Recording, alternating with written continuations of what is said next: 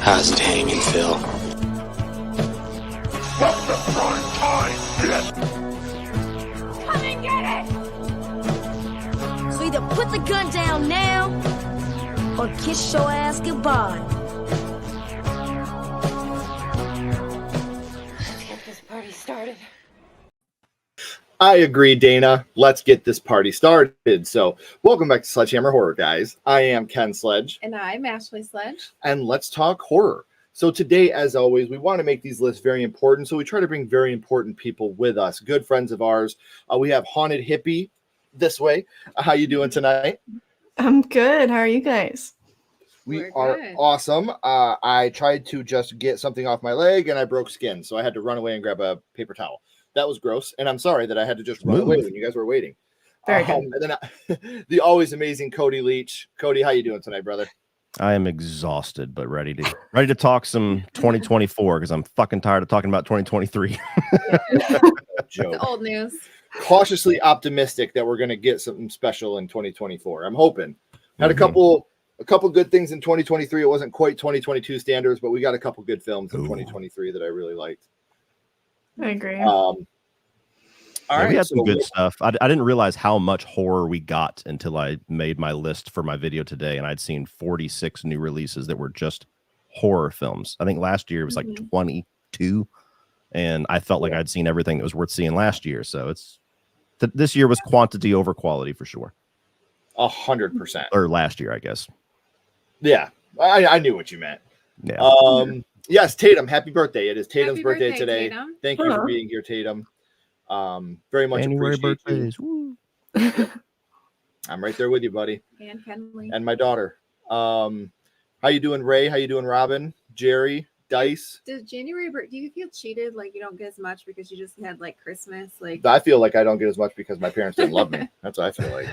Okay. When I was a kid, it felt that way. It was kind of like there was one Christmas present that was just set off to the side for January. That's your birthday. For your birthday present? Like, Yeah. The only year that I lucked out was when I was 8 because I got my spleen and gallbladder taken out in like October or November, and then it was Christmas and then my birthday. So it was just like I was just getting showered with gifts for like 4 months there.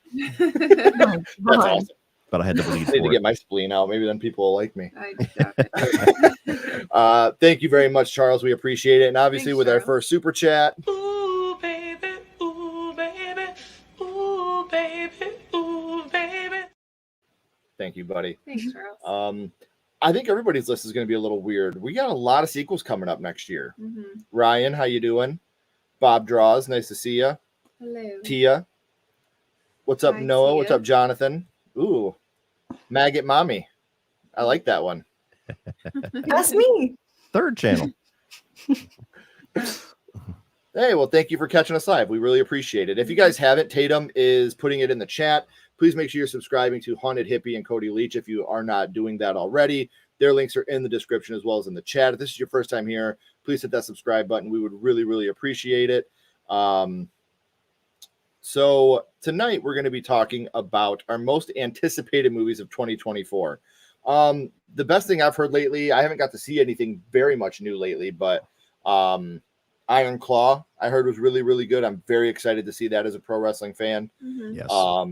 I'm not a wrestling fan, and that movie was incredible. So I can only imagine. We're me and my son this month are going from Michigan to Florida to go to the Royal Rumble. So like we're pretty stoked. That's a fan. Just a father-son trip, and going to hang out with our buddy Bill and just having a good weekend. So that's how much we like it. We spend money for it. So I'm very excited to see the Iron Claw. We just haven't really had the we're going to see Night Swim tomorrow. So Same. all right. I did. I'd rather see Iron Claw again. But it looked quite backwards. If you guys haven't seen it, they did release the trailer for the Omen prequel today. It's I don't know. Yeah. Didn't expect I remember Ryan. Too soon after Exorcist Believer for me to have faith. And did you see the trailer today?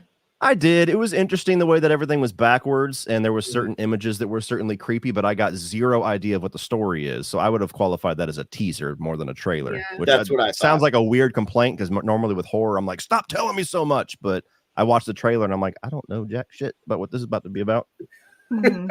Yeah, nothing at all. They definitely give you nothing at all in this one. Villainous narrative. How you doing? Greetings. Exactly. See, that's all we need. Get our spleens gone, and we're good to go. I don't know if it's the same when you're an adult. They're just like, work. No. Right. Man up. Come back to work. Nosferatu is probably my most anticipated. Yeah, I think people are going to talk about that tonight. All right. Yeah, I'm seeing a lot of Terrifier 3 and Maxine. I'm sure we're going to talk about those movies tonight. Jen, thank you very much. Thanks, Jen. Very much appreciate it. Happy New Year to you as well. She's been a good friend of ours for a long time. We're very lucky to have her as a friend. I get to talk to her quite often, and Ash and I are both blessed to have the relationship that we have with her and Cody. So very excited to have them both here. Hello, Brittany. Nice to see you. So, hello. All right, guys, we will get started. So I didn't ask, do you guys have any honorable mentions? I do. I do not. I limited mine to 10. There was a lot of them that sounded interesting, but most of the ones, like, I'll elaborate more on it when I get to number 10, but no, I don't have any. That's okay. All right. So I have 3 just because there's so many. A lot of mine is filled with sequels, obviously, because it's kind of hard for me to be excited about movies that I have no idea what they're about. And when it's this early in the year, you don't have much trailers, you don't have much of anything. So for my honorable mentions, I have Return to Silent Hill, Nosferatu, The Crow, and Smile 2. I guess I have 4. I was gonna say that's but Return to Silent Hill, obviously, because I'm such a huge fan of the game, so I would like to see a movie that is actually. I don't mind the Silent Hill movies, but I want something that ties in more to the lore of the video game. That's what I want. Nosferatu goes without saying. Same thing with The Crow. I know that they're redoing the Eric Draven story. I just really wish they wouldn't have done that. The Crow doesn't have to be Eric Draven. The Crow can go and visit anybody. I wish they would have done a different character rather than Draven. It might have increased my anticipation. I just feel like Draven was Brandon Lee. That's it. I don't think that they should try to redo who Eric Draven was, but it can't be any worse than when the kid from Terminator 2 did it. And then Smile 2. I'm a very big fan of Smile, but it's one of those movies that I really feel like should be a standalone film. Yeah. So I'm nervous to see the direction they go, and my nerves are gonna. My anticipation is gonna go way down if Kyle Gallner's not coming back. Same, because he's not the lead. Who's the lead? What's her face from the one Jazz from Aladdin? Yeah. So I don't mind, even if we have him in for a little bit at the beginning, and he passes the curse on to her in the first act, and we got to at least get him back, like in some capacity. I got to see Kyle Gallner back for my anticipation to go higher. I mean, we're getting It Follows 2. I don't know if it's been announced for 2024, so I can tell you, spoiler, it's not on my list. But if it were on my list, because I don't know if it's coming 2024 or 2025, but if it was for 2025, yeah, that's what I thought. So if it was 24, it would definitely be high on my list because coming back. But for now, I'm gonna say those are my honorable mentions. What about you, my love? I have The Watchers, which I think it's really cool that it's going to be directed by M. Night Shyamalan's daughter. I love when, people go in the footsteps of their parents, and I want to see what her style is. Maybe it's like her dad's. Maybe she'll have like a cool twist ending. Who knows? And then the Strangers trilogy. I watched like a teaser trailer for the chapter 1, and it looks really creepy, and I like the other Strangers. So even though they already said that it's going to be a trilogy and we're going to get more than one movie, well, I don't know. I'm excited to see what we get from it. So those are all directed by Rennie Harlan. That's what has me interested. Yeah. And like I said, because Brian Bertino, I don't think it's any secret how much I love him. You know, he did the first Strangers movie, he did The Dark and the Wicked. So when we heard we were getting another Strangers with the chapters, I was very nervous. And I'll talk about that in a little bit. But for the same reason as you, Cody, that's why I got optimistic again. Even though Brian Bertino's not reprising his role, I was excited to hear that. At least it's going into good hands. So, what about you, Kylie? Yeah, so I have 5 because I just get excited about things. So one of them, these are all ones that I would be more excited for if we actually knew the release date, because I've been duped on a few of these before, including Night Bitch, which is with Amy Adams. And she thinks that she's turning into a dog or something. That sounds really weird and interesting. I think it's coming to Hulu at some point. That has to be A24. Is it like a comedy horror? I don't know. I honestly don't. Okay. It looks like it's a dark comedy, rated R. Okay. Yeah, just pulled it up on IMDb. But then another one that I thought was supposed to come out in 2023 also was Dust Bunny, where Brian Fuller and Mads Mikkelsen are teaming up again for, I think, the first time since Hannibal, which I'm super excited about. And apparently Sigourney Weaver is also in the cast, or that's what it says on IMDb. Huh. You never know. But yeah, so it's like an 8-year-old girl asks her neighbor for help in killing the monster under her bed. So I hope that Mads Mikkelsen is like the weird neighbor. I don't know. And then let's see, there was one called Dust, and I threw that on there because it stars Sarah Paulson, and I like when she returns to film. I'll watch whatever. And then The Parenting, which is starring Brian Cox, Parker Posey, Lisa Kudrow.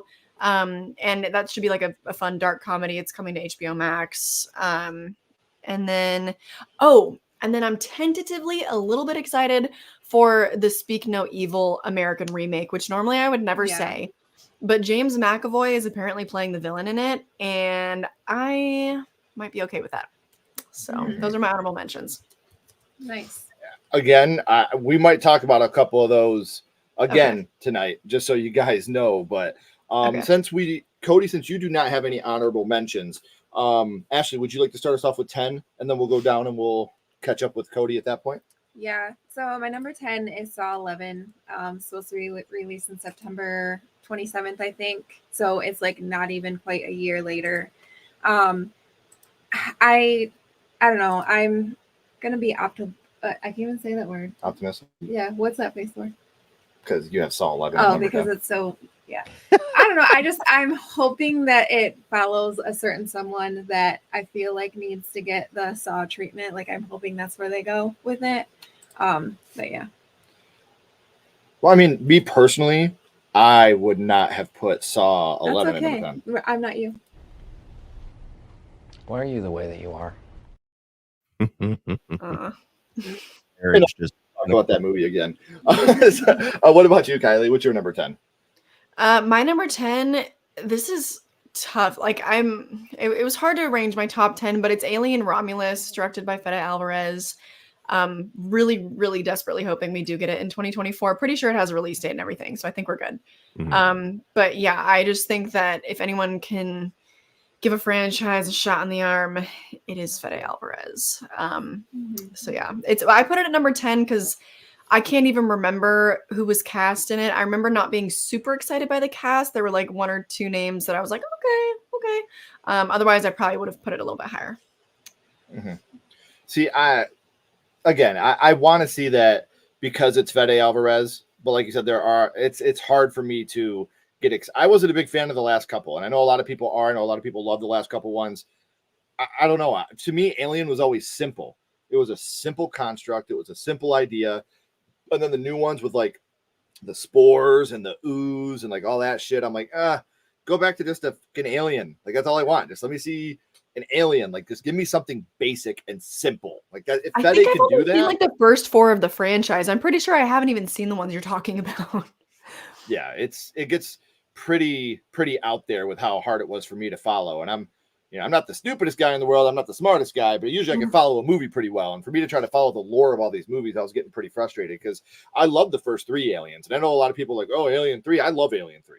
I think Alien 3 is fun. I don't like the opening. Obviously, I don't like what they did at the opening with, who they killed off. But I know it's ridiculous. But I absolutely and in always will watch alien films. I don't care what they do with them, but I hope that Fede just takes it back to a simple fear of being in an enclosed space with a xenomorph and what the hell could happen with his ideas, like what he did with Evil Dead. To see Fede do something like that with Evil Dead with Alien, sign me up. It could be my favorite movie of the year, honestly. So what about you, Cody? What's your number 10? So my number 10, like something that you were kind of alluding to, and one of the reasons why I didn't do my honorable mentions is that when you try to look at all the, especially horror movies for the next year, most of the interesting, like lesser known ones, you don't know much about them. And some of the best ones you don't even find out about until like weeks before they release. So I try to balance my list with a couple of those, even though there's a bunch of franchise films, but I really could only find a couple. And my number 10 is a movie called Witchboard, which I've never seen the original. It's from 1986. I don't know if it's something I need to put on my radar. You guys could let me know, the comments or the chat could let me know if I should. But what caught my eye about this is it's being directed by Chuck Russell, who gave us Nightmare on Elm Street 3 Dream Warriors, which is my favorite. He gave us the Blob remake, which is really cool. He also did The Mask with Jim Carrey. He did Eraser, which I know is not a beloved Arnold movie, but I've always liked it. And he's only been doing like Redbox John Travolta movies for like the last decade plus. So this is like the first thing that he's done that's back into horror. The trailer's out there. It actually looks pretty trippy. It's got the guy who played Vecna in Stranger Things season 4 as like the main guy, and he's really off kilter. Nice. So it kind of grabbed my attention as far as like smaller movies. That was the only one where I could actually seek out info on. So that one I'm gonna keep on my radar. Yeah, I'm gonna have to. I like the original. I'm a big fan of Witchboard. You know, it's your prototypical Ouija board type movie, but you know, for us in the 80s, that was like the scariest shit ever. Like, wait a minute, this thing is terrifying. Wait, is it Toys R Us? Don't care. It's terrifying. I hate those things. They're the devil. So for me, number 10 is going to be Trap, the new M. Night Shyamalan film. M. Night for me is either really good or really bad. When he hits, he really, really hits for me. When he misses, he really, really misses. I was not a fan of Old. There's a couple movies he's done that I was not a fan of. I'm excited because Josh Hartnett's going to be in it. I know that he's been casted in it. So to see Josh Hartnett and M. Night working together, I hope that he has that, 90s haircut and he wears a t-shirt over top of a long sleeve shirt. I'm really hoping that those things happen in this movie. It could come back. Styles go in full circle. Right. So yeah, that's going to be mine. And again, I don't have much of a synopsis on this film, but it's M. Night, so I'm obviously going to be excited for it no matter what. So number 10 for me is Trap, the new M. Night Shyamalan film. It's pretty cool because Josh Hartnett just did Oppenheimer. So now going from that to horror with M. Night is pretty cool. I think he's kind of an underrated actor, honestly. Oh, I'm all for like a reconnaissance of Josh Hartnett. I've loved faculty in H2O. I was like, where'd that guy go? He was great. That's what I was just gonna say. Like when he was in H2O, when he was in The Faculty, when he was, I loved him. I loved him in those movies. And there was another movie we just watched. I think it was last year where he didn't even look recognizable. It wasn't Oppenheimer, but he had like the goatee and he was playing like a Operation Fortune. That might have been it. Was he like an undercover police officer or undercover like a detective? Jason Statham. They're like operatives, but he's an actual actor who's like trying to be a spy to help them out. He's kind of a doofus. Yeah. When you watch it, like you really, really fall in love with him in that movie too, because he's such a goofball. So I'm down 30 to see Days him of do Night, anything right? at all. Yeah, he was in 30 Days a Night. So real quick, I'm not gonna hit everybody in the chat because it's popping tonight, and some people need to sleep because people like us have kids that go to school tomorrow. But something did make me laugh, and I can find. Hey, what's up, Matt Fauci? Nice to see you, buddy. Hey, Matt. I'm hesitant on the remake of The Crow. I get that. What's up, J-Dev? Hey, J-Dev. Right here. Why does everyone remember Naomi as Jasmine? She's also the Pink Ranger, for Christ's sake. I said Power Rangers. Power Rangers. that's my bad. Sorry. I'm not a Power Rangers person. And in the chat, we do have a poll for our next watch party. Sometimes they come back, Beetlejuice, Devil, or The Strangers. So please vote for that. We'd love to watch that one of those movies with you guys. Lisa Frankenstein. I've heard good things. I'm excited about that one. We might talk about that one too. Ken's canceled for not being excited for Saw 11. He's excited. I didn't say I was not excited. He was mad that I was so low on my list. I just want to say. Definitely. I could see it in his eyes. Horoscope. The disappointment. That has Horoscope has the kid from Spider-Man, right? His bigger friend. Oh, I'm pretty sure that he's in Horoscope. It's based on a book. I was reading about that today, actually. Funny enough. Imaginary. That guy was walking around whenever I went to Halloween Horror Nights. And it was was it really? Because we're all in line. And all of a sudden, you just see the line like stop about 100 people behind us, and the people that are like working the place, like, what the hell's going on? And they go over. I look in the distance. I was like, "What's that fucking kid from Spider-Man?" That's why they stopped, and everybody's trying to get selfies, and they all had to run cool, over man. Yeah. It also he was is probably like starring Aiden Bradley or Adane. I don't know how he's from Wrong Turn 2021. He plays her boyfriend. Oh, yeah. I like him. Yeah, I like him too. I thought that was a great movie. I liked Wrong Turn 2021. I really did. I did too. I will say I'm kind of biased because two of our friends are in it. So, we were kind of biased on that. We kind of liked it before it came out, but I still had fun with it. They are doing a remake of this too. We talked about it last week. The faculty has been greenlit. That makes me nervous. Oh, that makes me so nervous. We were talking about it now. Josh Hartnett and Elijah Wood need to come back and be teachers in the film. So if it's like a legacy sequel, I could be down for that. A remake. Yeah. Clea Duvall. Oh God. Yeah. Are they really doing a Skinamarink sequel? How the hell could you sequel that? I don't think so. I haven't heard anything about it. I mean, I know that director is going to be doing other things because they got a bunch of money to, because they made so much money. But I haven't heard anything about a Skinamarink sequel. Here's my chat on it. I don't know, man. I don't know, Ben. Like, I get where people are coming from, but you just got to have fun with them. Like, if you're gonna do them, like Blood and Honey, like no. I'm telling you right now. 5 years from now, at most, we're going to look back and say that this is the worst fucking trend that ever hit horror. Because it's going to be, you can tell by this one. I mean, the Streamboat Willie went into public domain on January 1st. We didn't even make it to fucking lunchtime on January 1st, and there was a trailer and a poster. This is going to be like the most pump it out quick, get there first bullshit for the next couple of years. So no disrespect to anybody that's involved with them if you actually have somewhat decent motivations. But I'm not seeing any of those fucking movies. See, I really did like the Mean. I thought the Mean one was fun. I had a lot of fun with the Mean one. It knew what it wanted to do. It didn't take itself seriously. It had a good time.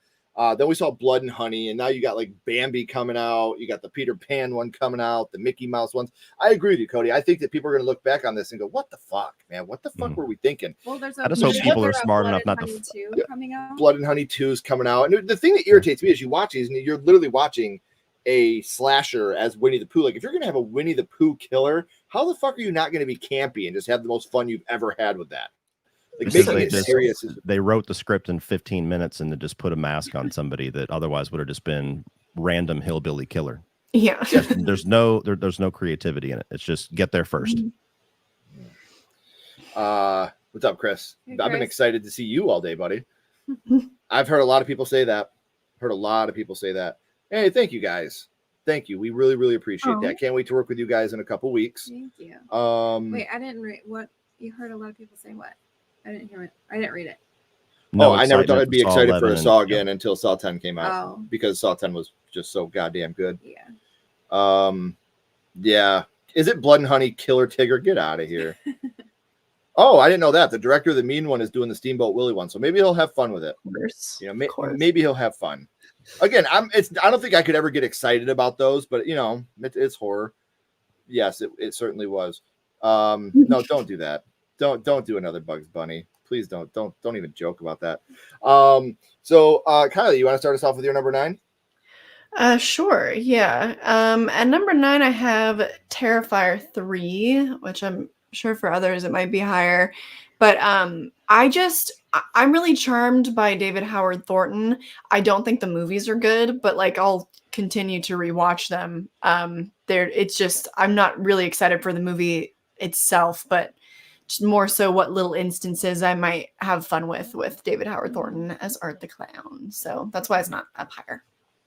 The guy that doesn't say anything in the movie, and he's still the most personality of 90% of the slashers we've ever seen. So yeah, you gotta love it. Yeah. What about you, Cody? My number 9 is only this low because it's kind of ambiguous if it's even coming out in 2024. It's They Follow, which we talked about a little bit earlier. The sequel to It Follows. They announced it kind of out of nowhere. I was a big fan of the first one. It survives fine as a singular movie that didn't need to be followed up, but there's also plenty of things that they can expand upon. I mean, the most common criticism I hear on the first one is that it's missing a third act. Well, maybe They Follow will be our third act then. So I'm excited for it. The fact the filmmaker's coming back and doing it. I have faith that it'll come out in 2024 because I have a feeling that there's going to be a lot of delays still yet to come from the strikes, and horror films are notoriously quick turnarounds. So I imagine a lot of those slots that are going to be getting pushed from comic book movies and big blockbusters are probably going to get filled with some horror films. Which, and like you said, because they have the quickest turnarounds of any. People want to see horror movies, and whether people want to admit it or not, horror movies is what kept everything afloat from the pandemic till now. You look at what you guys were talking about Terrifier. Look what Terrifier 2 did. Whether you love or hate it, look what Skinnamarink did. It became a trend because of TikTok, and then the movie made millions of dollars. In limited theaters. So you can never underestimate what they're going to do with horror, because the real horror fans are going to watch it. We're going to see it. We're going to watch it. We're going to love it. So, what They Follow is not like super high concept. It's not like going to put big demand on VFX or, Yeah. So quick shoot, quick post-production. So yeah, I would be shocked unless they just are going to be shooting it way late in 2024. I'd be shocked if we don't see it. Well, and then they had, I'm really hoping that they bring, what was their names back? The people that did the score, Disaster Piece. I'm hoping that they come back and work a score for It Follows, or They Follow, because I thought the It Follows score was just absolutely amazing. Agreed. So I would love it's to be able to underrated see for that. sure. Yeah. So my number 9 is The Watchers.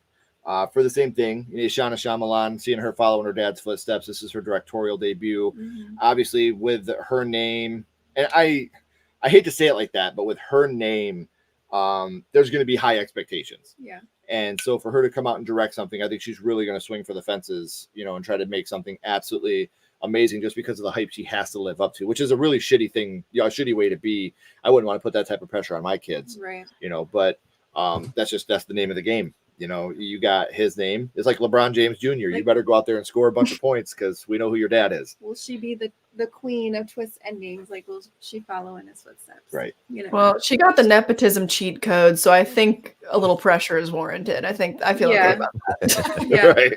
So, and again, just because of who she is, I'm very, very excited to see what she's going to be able to pump out with The Watchers. So that's going to be my number 9. Nice. My number 9 is Smile 2, and you kind of already talked about it, but I hope that the character Joel does come back and that we kind of get a closure on him, I guess. But Naomi Scott has a lead role, so I'm excited about that. I like her, so yeah. It's going to be good. I hope. I mean, I'm really hoping. I mean, again, it could have been a standalone, but if we're getting it, then it better be good. Oh, yes, I did see this too. The monkey. Monkey Shines from the 80s. They're doing a remake of that too. Is that the one that Oz Perkins is directing with Theo James? I think so. Let me look. I know I don't know if they're just calling it the monkey or if it is Monkey Shines. The monkey directed by title. Oz Perkins. Yeah.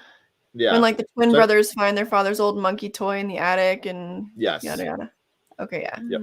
Which Oz Perkins is cool. He's kind of hit or miss for me. I love Gretel and Hansel. I really didn't like Black Coat's Daughter though, which I felt bad about because everyone loves that one. But he's a really interesting director. Right. We're seeing it tomorrow, so I didn't put it on the list because we're seeing it. So there's such a quick turnaround. We're seeing it tomorrow. I don't have it on my list. I can't speak for anybody else, but it feels like January. Yeah, that's my worry. Anytime a movie comes out in January, I get nervous.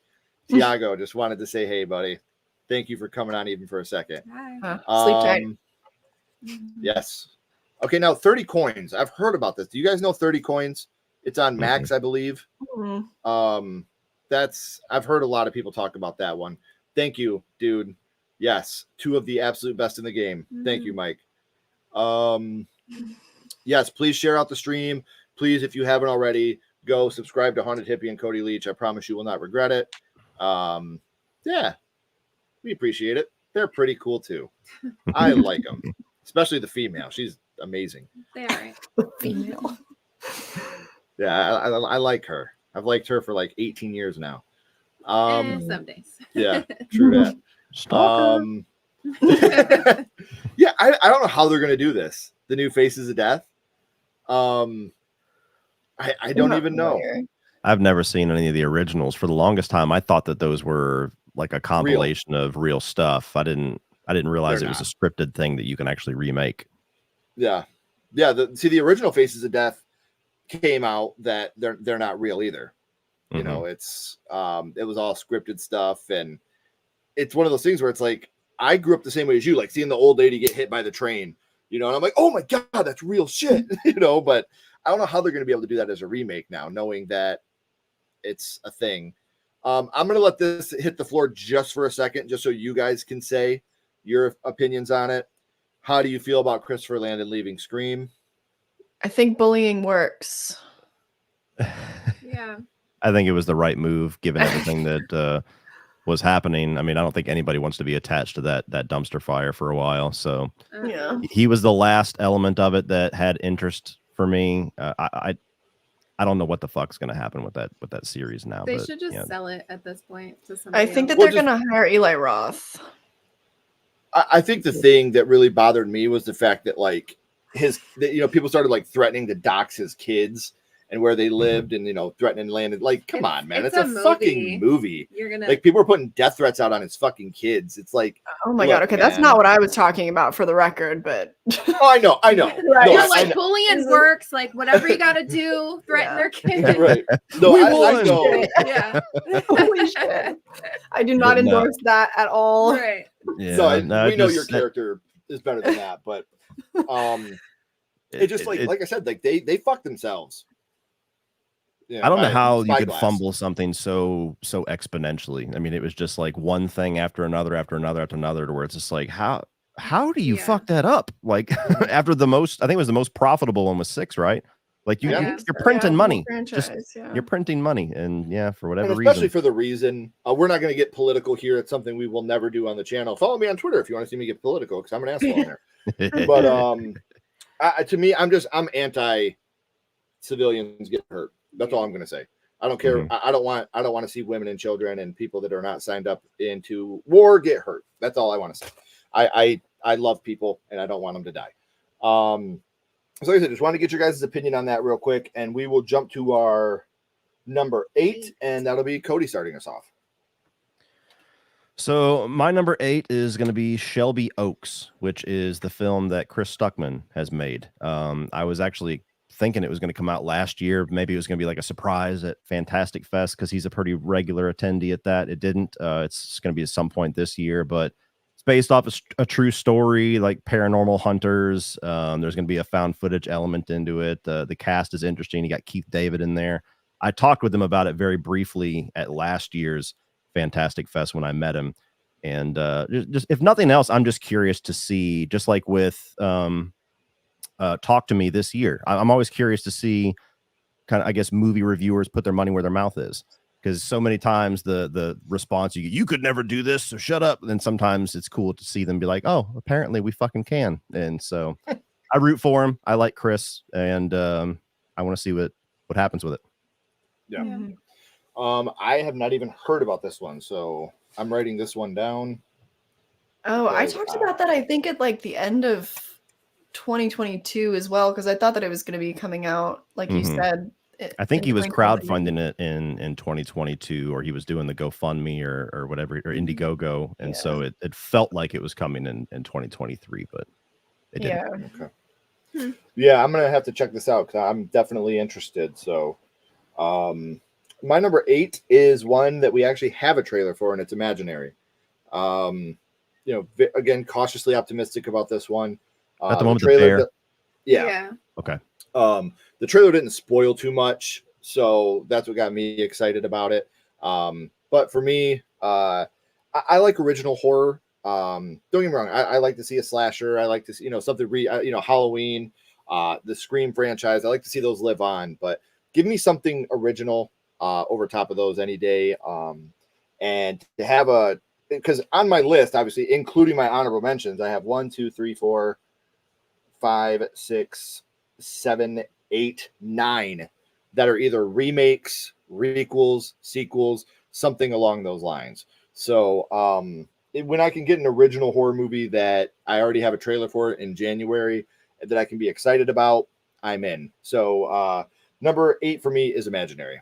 What about you, Mo? What are you Oh, sorry. I just was wondering what are you what are you hoping for from that one? Because I feel a little trepidatious because I was like, it's a little maybe like generic. I don't know. But I didn't watch the whole trailer because I don't like spoilers, but right. I don't know if you guys seen it. It was a Shudder original that Ash and I both really, really liked, and it was Z. Yeah. Oh yeah, I like that one. See, I kind of got that vibe off of it, with obviously making it more of a mainstream Z.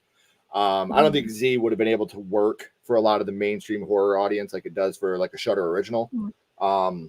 But I think that they're taking the idea of what they did in Z and making it more of a mainstream. Yeah, I love Z, but it's like more of like the bear than an actual like Right. like imaginary friend. But at the same time, when we first saw the trailers for Dead Silence, I was like, oh, it's another fucking puppet movie. And then we went and seen it, and I was like, oh, damn, this is dope. I really, really like this.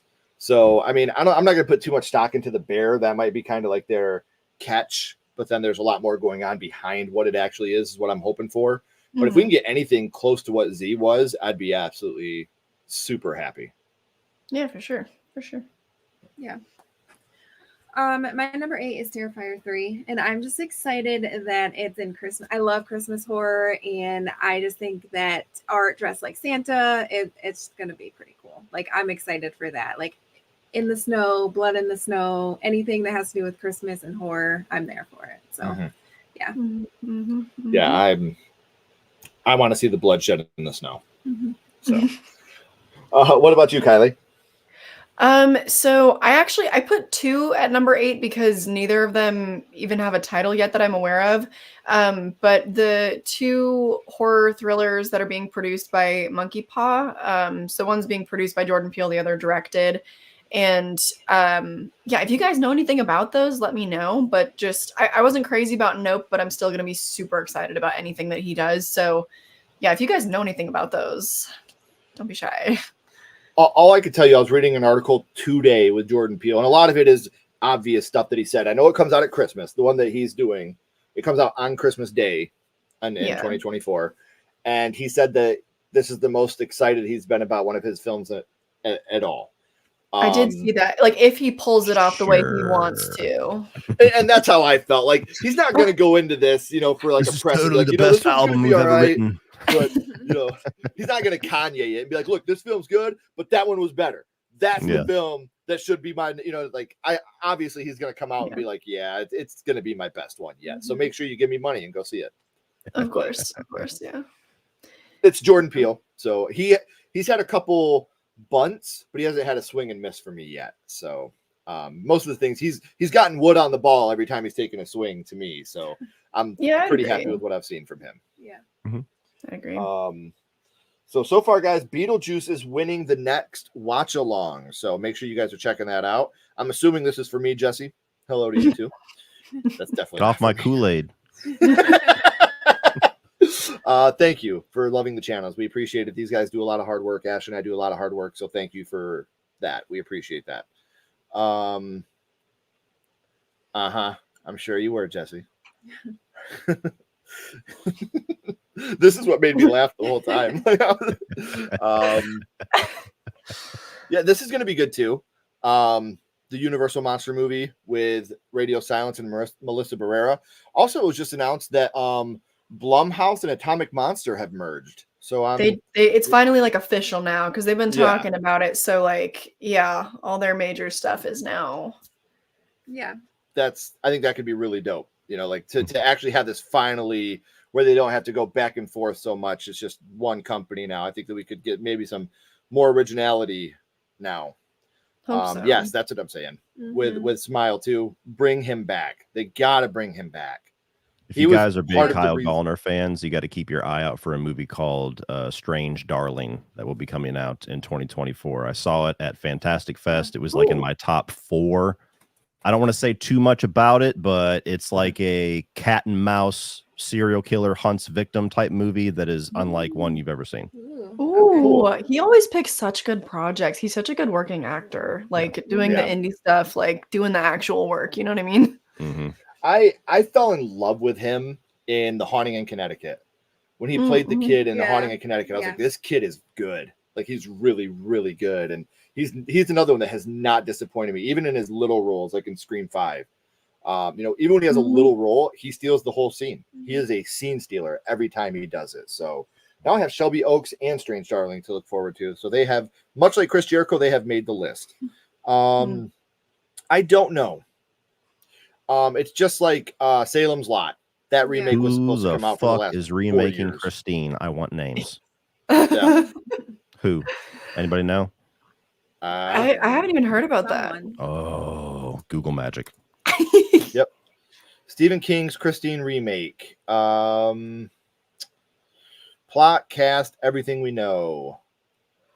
The article has been updated, blah, blah, blah, blah, blah. As of June 2021, it was announced that Blumhouse Productions was developing a remake of King's classic story. Boo! Tomato! I knew the minute that I seen Blumhouse. Fuck.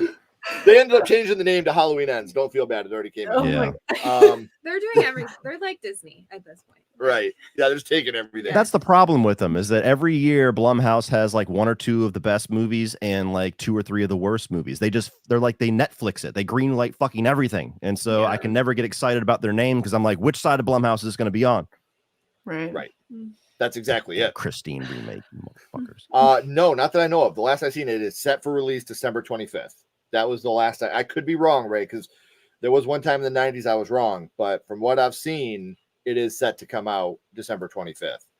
Nosferatu, Robert Eggers, and the anticipation I've heard, you know, he's lost himself in the character. Like, okay, I've heard that before. You know, we'll see what happens. Yeah, I love it. He's really struggling to get in there. You know, I just love when you hear these things because it becomes like, this is the scariest movie since, you know. It's hype Mad Libs. Yeah, exactly. Like a bingo card. Like, oh, he lost himself in the role, did he? Yeah. Okay. How many people vomited in the test screening? Go ahead, tell me. Right. Oh, he made you continue to call him by the character's name when you weren't rolling. Okay. Got you there. He's having trouble losing Wesley the accent. Snipes Blade. Okay. Hey, thank you, Mike. Thanks, Mike. We appreciate that very, very much. It means a lot to us. Everybody's just like, everybody's like, Christine, Blumhouse, what the fuck? Yeah. Which is funny. David Gordon Green coming to direct. Yeah. Pretty dope to see my 3 favorite channels on one stream. Always love collabs like this. Super excited for the Universal Monsters movie, Lisa Frankenstein. There's a lot to be excited about. There is. That's exactly how I felt too. The minute I read Blumhouse, I was just like, this is going to make the stream. It's going to make things even more fun tonight. No, unfortunately, no. I mean, I can't speak for everybody, but I can say that even spoiler alert, fuck no. Decidedly not. It may be my first one. Yeah, maybe Ashley's number 1. I have Saw 11 at 10 and Mickey Mouse at 1. Coming in at number 1. So, all right, guys. So we will go to our number 7, and that'll be me starting us off. And we all talked about it a little bit. Terrifier 3. The reason it's so low, I love Art the Clown. I love what the Terrifier films do. I love that they're really what the last one did in cinemas is just absolutely fucking outrageous. It is seriously outrageous. To have the budget it had, you go to limited screenings, then become a nationwide phenomenon. That's absolutely awesome, and you got to respect and love it. But the movie was about 45 minutes too long for me, and I feel like I'm really, really cautiously optimistic. It's Damien Leone's returning. I've heard Amelie McLean's coming back to reprise her role as the little pale girl. Pretty much everybody's coming back. Yeah. Last I read. Yep, Sienna's coming back. Yeah. But the big thing for me is like I hope that they continue to do the practical things they do. Even this one got a little bit. Look, I get the first Terrifier is definitely almost on a supernatural level. I know Art the Clown is definitely not a human, but this one got a little bit extreme in the fantasy side for me. That's what I love. About it, to be honest with you. See, and that's why I love doing this. The differences that we can all have, but the fantasy aspects of this was just a little crazy to me. I hope they don't do something like, oh, Art the Clown is actually Sienna's dad. Like, that's what I'm really, really hoping doesn't happen. But I know, because you've seen how like hints towards they started to like hint and tie into the fact that her dad was losing himself and becoming this, Damien, don't do it. I love you. Don't do that. Oh my god, okay, because I've only seen Terrifier 2 one time, so I think I might have just not paid close enough attention to that. That's a bit much for me as well. Yeah, that's what I don't want to happen. So, but again, I in every single Terrifier movie, there's something in both the movies that A, grossed me out, and 2, completely dragged me right in. So I'm very, very excited to see what direction they go with Terrifier 3. I heard they killed a kid in the trailer, and that just outraged me. I was so upset. No, it's like implied, right? Yeah. See, I read it as Santa got it. Oh, The thing for me is, but like, we won't find out till we you guys seen the big thing on Twitter, didn't you? Where people were like outraged over the thought of killing a child. Yeah. Twitter being Shut outraged. The fuck up. Like, god damn it! Like, Never I was happens. so mad when I seen that. But yeah, well, obviously, like I said, cautiously optimistic. He has a much bigger budget this time, so let's make those practical effects keep on rolling and roll strong. So number 7 for me, Terrifier 3. Okay. What about you, my love? My number 7 is a Quiet Place Day 1. I'm excited about it. It's supposed to start from the day 1 from the alien invasion or whatever it is. I fucked up with it if it was like day 203. I saw that title. Just like some odd, yeah.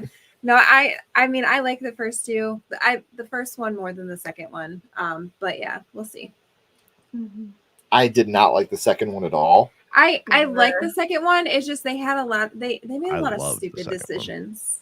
I just thought they really dumbed the characters down, and I felt like they did. They did. Like, I was like, since when are y'all stupid? You're older now. Like, I don't. Yeah. The thing that I will say this too, because I am full of love and kindness, but I'm an asshole. Like, I truly am at my core a dick, and so I will not be seeing A Quiet Place movie in the cinema. We haven't seen it. Will not happen. It won't. Unless we go on like a Tuesday afternoon at like 1 p.m. Yeah. I'm that guy that'll be like, yo, shut the fuck up. Stop talking. I don't want. And if I got to sit here and hear people slurping their drinks and crunching their candies, I'm going to be like, is there a fucking garbage disposal? Like, what? Are you chewing on nails? Like, I'm that guy. I'm the guy that gets up out of his seat and goes and sit next to the person and be like, what you're saying must be super fucking important because you keep talking about it throughout this movie I paid for. So please continue your story. I would love to hear it. Yeah. Like, I've been that person one time. I've done that one time because somebody brought their fucking baby to Insidious the Red Door. Yeah. Why? And I was like, I got up and I was like, I'm going to go get someone if you don't leave. Like, take your baby out of here. Like, absolutely not. Yeah. It's the only time I've ever done that, to be fair. Nobody gets more pissed off about that than parents that actually have their head out of their ass, because everybody knows it's a pain in the ass. You got to get babysitters. Sometimes you have to miss out on things. But I have never once said my experience trumps everybody else, so fuck it, deal with my crying kid. Like, even my 7-year-old, like, we have a little pep talk before we go to see movies where I'm like, okay, I love you, but we're gonna shut the fuck up for 2 hours, right? Like, we're gonna behave, or I'm gonna knock you out in front of everybody. No, see, I'm kidding. The thing, it doesn't bother me if I'm going to see a kid movie. Yeah, if I'm going to see the Trolls and there's a bunch of kids and they're laughing, then you know what? We're here to watch a kids movie. I don't have to follow the plot to a T to understand what's going on. There's a bunch of kids laughing, having fun. Do that. Yeah. But like I said, if we're seeing Insidious, the Red Door, crying, take them the fuck out. Get out of the theater. Like, don't like leave a baby. Like, baby. It was crying like the whole time. It's like, they probably didn't want to be in the dark. Like, come on. I just did this for 9 months. What the fuck? You're putting me back? A bunch of people saying no on Mickey Mouse. I do want to check out the trailer for Baghead. Is this going to be theatrical or is this going to be straight to streaming? Because I've heard both. Is Never this a heard of it. remake of the Mark Duplass, or is I this don't know. new? I know it's supposed to be coming out in February, and the poster looks dope as Oh. shit. Huh. That I do know. Hey, What's up, love? Yeah, see, everybody's agreeing with you guys. They like the fantasy parts of Terrifier too. Hmm. Yeah, I guess I'm just the asshole here. I'm sorry. I agree with you, Ken. You're not alone. Google gobble. Yeah. Sickening and shut. I can't disagree. I do. I will die on the hill that I loved the Mean One. I really did like that movie. I had a lot of fun with the Mean One. I feel we're looking for Mr. Fitch. You know, like I thought that was all fun. I thought they had a good time with it. The CGI was a little wonky. The CGI blood just But at pissed me least off, they didn't but- take themselves too seriously and try to make it a legit slasher. Like it was just ridiculous. So I never saw the Mean One. Like I have no issue with anybody who just is honest about their taste and is like, look, I like kind of trashy movies. I like the low hanging fruit. That's fine. You know, there's some of those that I like. I just despise the notion that we can just put out effortless garbage, and because it's a recognizable IP, we're going to make ass loads of money, and then that will be defended by people. Right. That's what I don't like. I don't think there's anything good about it for the horror community, for the independent horror community, any of that. And we're going to see. The Mean One, I didn't really like, but there definitely was effort there. Like I can respect it. See, and that's how we felt. Like I had a lot of fun with it. Yeah. It was one of those movies where I wasn't like, if they would have like taken it seriously and been like, oh, it's the Grinch that's killing people. That's and Jason been, Voorhees as the Grinch. Like then, you know, come on. But they had fun. They knew that it was ridiculous, and they made it ridiculous. Yeah. That's what I want. And you guys, yes, we do have 24% off our merch right now. Go to our merch store, get your coffee cups, your hats, your shirts, your whatever. My kids like to eat.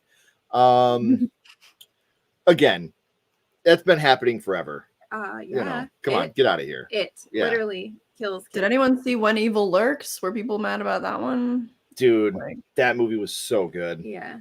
So good. Seems like selective outrage. I'm not sure. I don't really understand why. Yeah. It had one of my... I do think it depends on the execution. Sometimes, like I'm somebody that is my one. If I have one, like my one trigger when I watch movies is if something bad happens to a kid. But it depends. Like I watched When Evil Lurks, and that scene, I was like, "Oh, what the fuck!" Like it didn't take me out of it.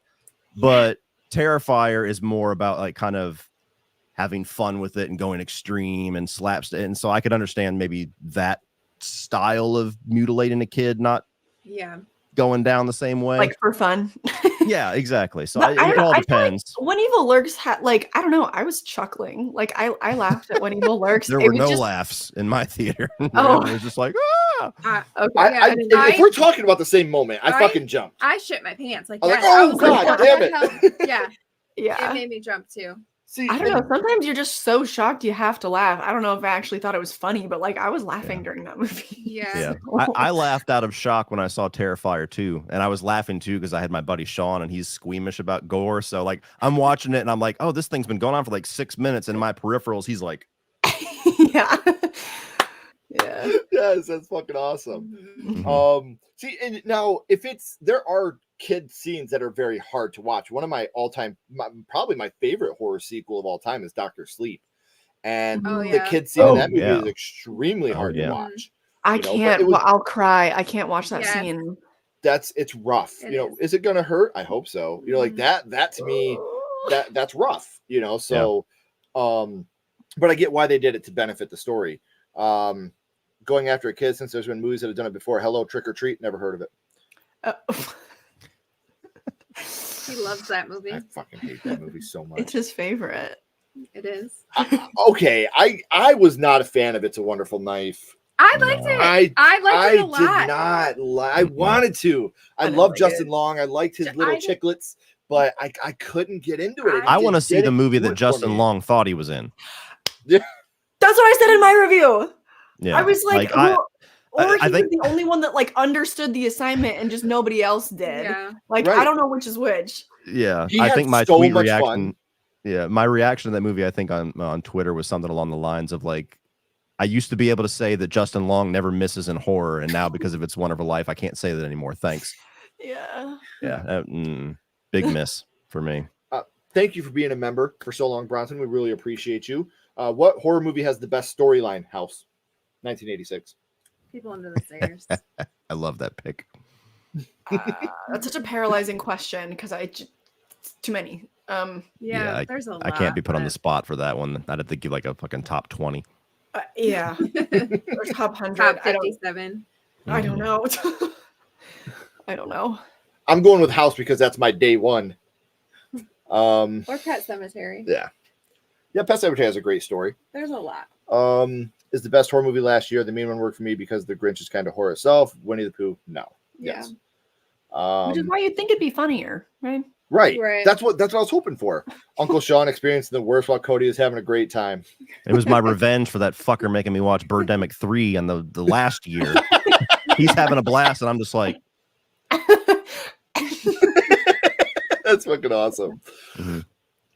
Never heard of Trick or Treat. Dishonor on you, dishonor on your cow. He watches it every Halloween. Yeah. Let him lie to you. I actually do watch it every Halloween just because I try. My daughters love it. Ashley loves it. So I try to give it a chance. I try to give the girls what they want, and I should just go back to being selfish. Okay. Hard to argue. Objectively, one of the best horror movies of all time. Yeah. Great choice. Not my favorite, but objectively one of the best. Yeah. Absolutely. So now, guys, we are up to number 6, and that'll be you starting us off, my love.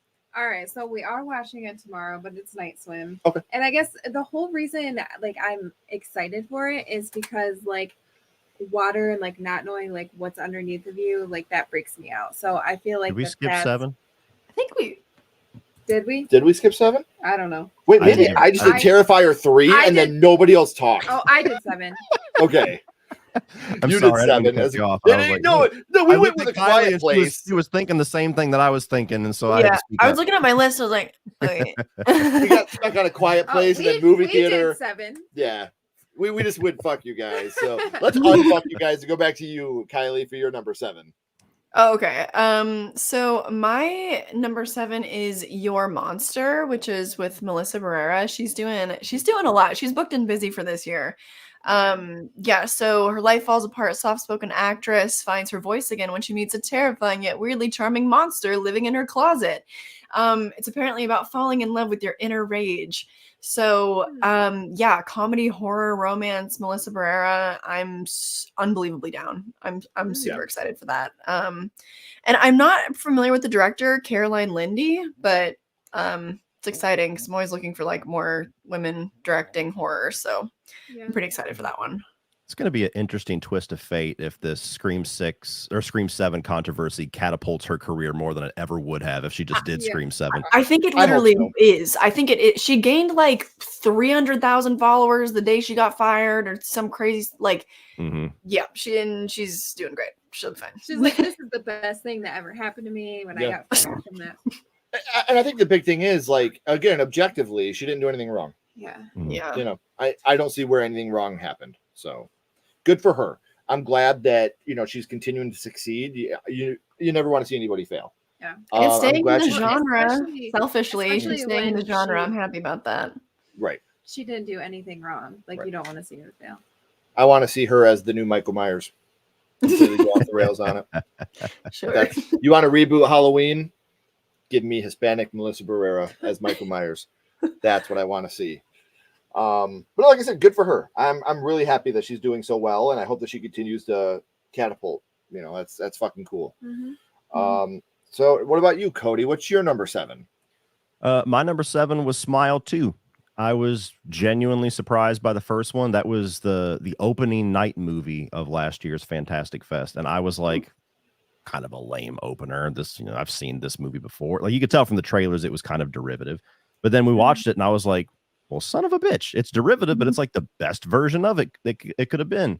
So I really dug it. And while I agree, Smile one and done would have been just fine, I have to assume that they're going to dive way more into the lore of the monster and how that works, and especially all the practical effects and everything we got in the third act with the multiple mouths. Like I'm hoping it's a movie that's going to be much more like the third act of the first one. And I have to imagine the opening is going to be Kyle Gallner, doing something in front of Naomi, and that's going to set off the movie. So I have hope it's going to be pretty cool. I hope this movie ends. You want to tell them how you would write? Well, you just have to kill yourself in front of a blind person, and then they can't see the tragedy, so it doesn't Spread. Yeah. The monster's like, oh, fuck, cheater. Yeah. Going home. Hell. You just have to kill yourself really quietly. Yeah, in front of a blind they person. Can't hear. Yeah. She said that, and I was like, that actually makes sense. So now let's get back into your night swim. Okay, so yeah, we're going to see it tomorrow, but I'm excited because, like I said, like anything under the water, like in the lake, something touches me, like watching stuff, like that freaks me out. So we'll see. Swimming is fucking gross. It is fucking disgusting. I hate swimming. He's just not allowed. He's a real fun guy. Like he doesn't like anything. Why don't we all just lay down on the patio? We'll piss on each other and then put chlorine on each other. Why? It's the same thing. Does everyone piss in a pool? Like everyone? Everybody pisses in a pool. I swim laps all the time. That's like my favorite exercise. He hates swimming. He hates hot tubs. He hates like hot tubs is worse. Warm piss. And come over to my friend's house. Let's get in his pool. I'll get in the pool with all of you if you all go take a fucking shower right now with extra soap before we all get in the pool and I'm swimming in your filth. It's called chlorine. That's what the chemicals are for. Yes. Cool story. It kills cool. it. Cool. Yeah, 99.9%. That 0.1% is going right into my pee hole. Yeah. Not happening. You eat fast food. You think Where did this conversation go? I did not. I don't swim in fast food. You eat it. You eat it. You consume it. You consume the water when you're swimming. It goes in your pee hole. Okay. I've seen way too many river monsters. Kylie, you want to give us your number 6? In a pool, though? Yes. Hard cut. So I was just gonna say, let me just get on Ashley's side for a second. Thank you. There's not really much like pool horror, and you remember being a kid and being irrationally afraid that a shark would come and like bite your foot in the pool. Yeah, so I'm ready for it. Anyway, my number 6 in the ocean. I told her. I was like, don't go in the ocean. That's not a good idea. She went in the ocean, got stung. I was like, yeah, and then she was like, he's like, I'll piss on your leg. I was like, right here. I'm willing to make this sacrifice. Yeah. Been Get there. back in the water. There's plenty of piss in there. Yeah. So my number 6 is Long Legs, which is another one actually directed by Oz Perkins that you guys probably already know about because it's starring Nicolas Cage and Micah Monroe. I'm so excited about it. I'm so excited. A horror thriller. It probably would be like at the top of my list just because of the people involved. But I'm not usually super into like crime thrillers, which is sort of what this is, but there's apparently also going to be an occult element. So I'm very excited about that one. Very, very cautiously optimistic because Nicolas Cage is another one for me that is either extremely hit or extremely miss. He's another one that I loved Willy's Wonderland. Yeah. I love Con Air. I know it's like anti or whatever.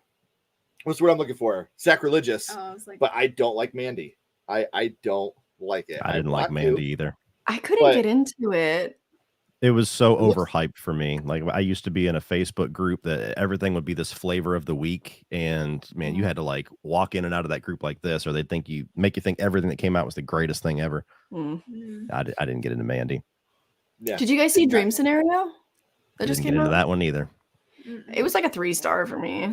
It was like, I don't know. There's a lot of those movies that come out at the very end of the year, like for Oscar season, that feel like they make their point in the first act and then they spend 2 more acts remaking the point.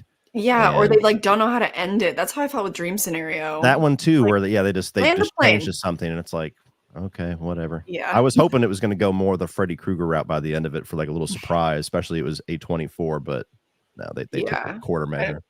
Ken and Ashley, have you guys not heard of that one? Or oh, so basically like Nick Cage plays this weird like loser professor and everyone in the world starts having dreams about him. So he's like an overnight celebrity, and it's like a commentary on cancel culture and how the people will turn on celebrities and stuff. And it was like, okay, I got you. And there's an hour left. Fuck.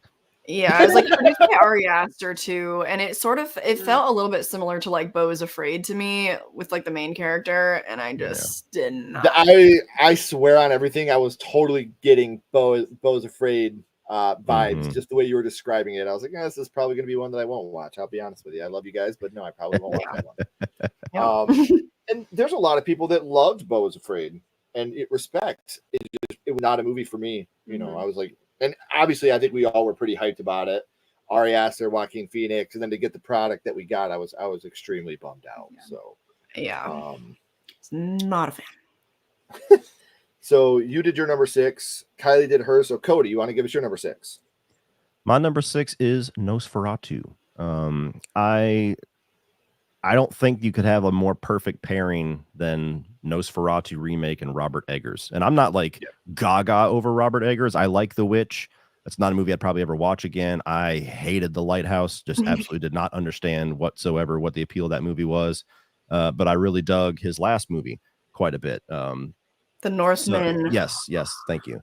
Like The Northman quite a bit. That's my favorite of the movies he's done so far. But when I think of like who could do a modern Nosferatu, like his name would immediately come to mind. Yeah. So, and then you look at the cast and it's like Bill Skarsgård's playing Count Orlok, and you got Willem Dafoe in there. And we've only seen like little still images so far with no trailer, and every single one is like fucking sold. Yeah. So to me, like I'm a whore for vampire movies. I've been bummed out ever since the Twilight craze that we have just not had hardly any. It's just wiped it out completely. And we're slowly starting to get them back over the last couple of years. And if Nosferatu is as good as it's potentially going to be, I think that could be the one that suddenly now we start getting vampire horror flicks again. Yeah, because Last Voyage of the Demeter was a real disappointment for me. Agreed. So hopefully. I don't know, when I'm thinking about The Last Voyage of the Demeter and I'm thinking of Dracula, I don't think Count Orlok. And that's the total vibe that I got from Dracula in that movie. Was that, Nosferatu type. And when I think Dracula, just me personally, I've always thought of sexy, hot, But again, I'm not a overly huge vampire fan movie. I think that they're good. When they're good, they're good. When they're bad. But that was just one that didn't do it for me. I liked Renfield more than I liked Demeter. So I like Renfield significantly more than I loved Renfield. I loved Renfield. Renfield was the movie when people ask me, when people are like, horror can't make a good movie with CGI. I'm like, watch Renfield. They knew what they were doing with that movie, and the CGI was so good in that movie because it was so over the top, just like the movie was.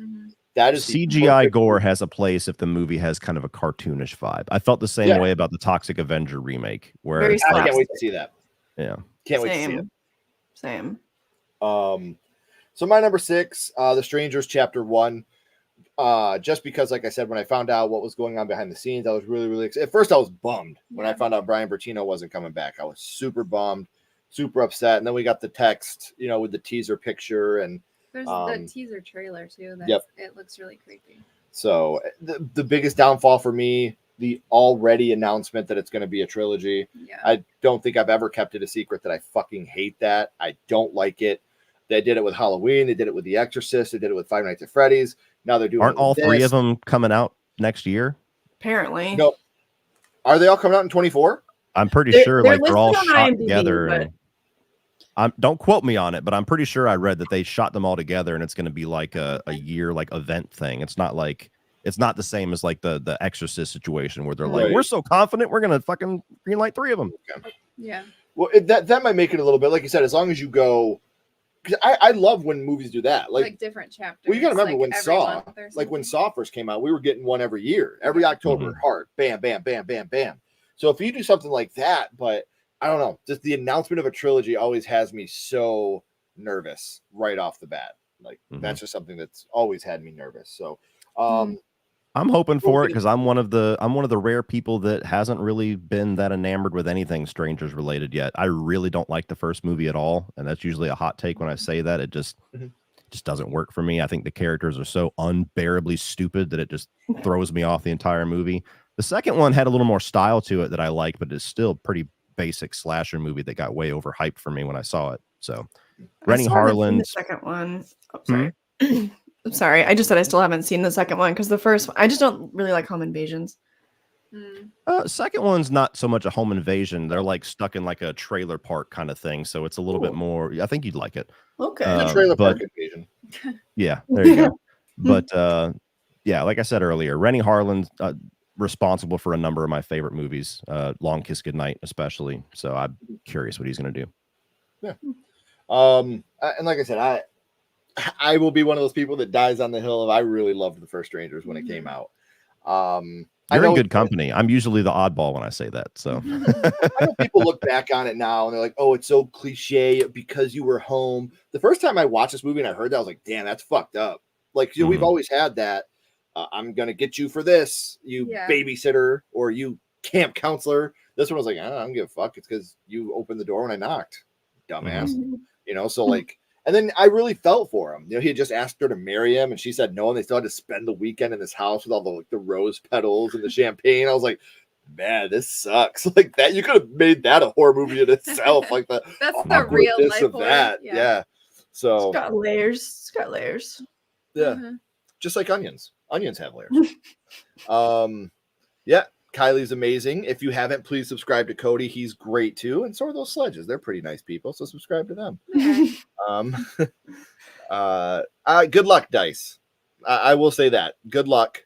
Where'd it go? What are we good looking? I can't find it now. 5 more years and we'll collectively get Ken to like trick or treat. Good luck. Just beat it into him. I did beat him down with Hocus Pocus. You did. So. I'm going to start. If anybody could do it, subliminal messages in my videos. Yeah. I just whisper in his ear when he's sleeping, like, right.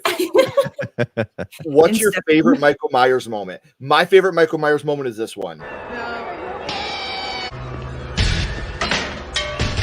God! Oh, God! Look at that quality cinema. You see the quality cinema there from Halloween 6? What a great franchise that Halloween one is. I would say when he walks out of the fiery house, the firefighter in Halloween Kills. That was a badass. Just a visual. That was a badass moment. That was the best part of the movie. Yeah. All downhill from there. Yeah. No, what's your favorite? I like Halloween Kills. First when he's trying to get her in the closet. The closet. I love that. If we're being real, my favorite Michael Myers moment would probably be, I don't know. I just never got into Mike. Mine's probably that classic scene in the original where Jamie Lee's standing by the lit little closet or whatever, and his mask just like slowly comes into view. That kind of embodies the character to me.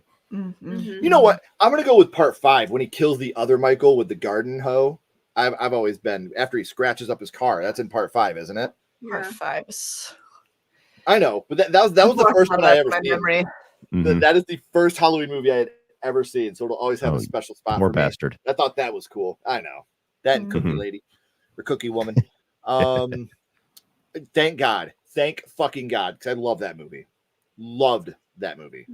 Interesting. I'll be seated. Yeah. Oh, for sure. I was so down with that movie.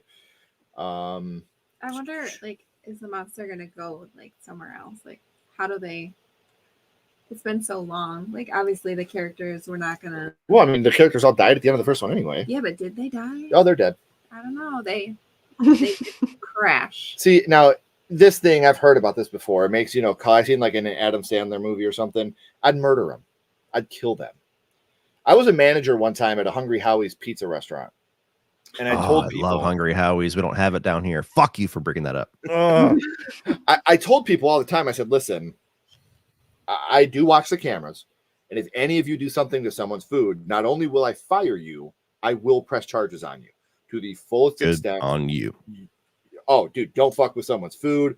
When we go out to eat, like, we take silverware. Like, I'm not putting your meth mouth fork in my mouth. You fucking crazy? You nasty son bitch. Oh, my God.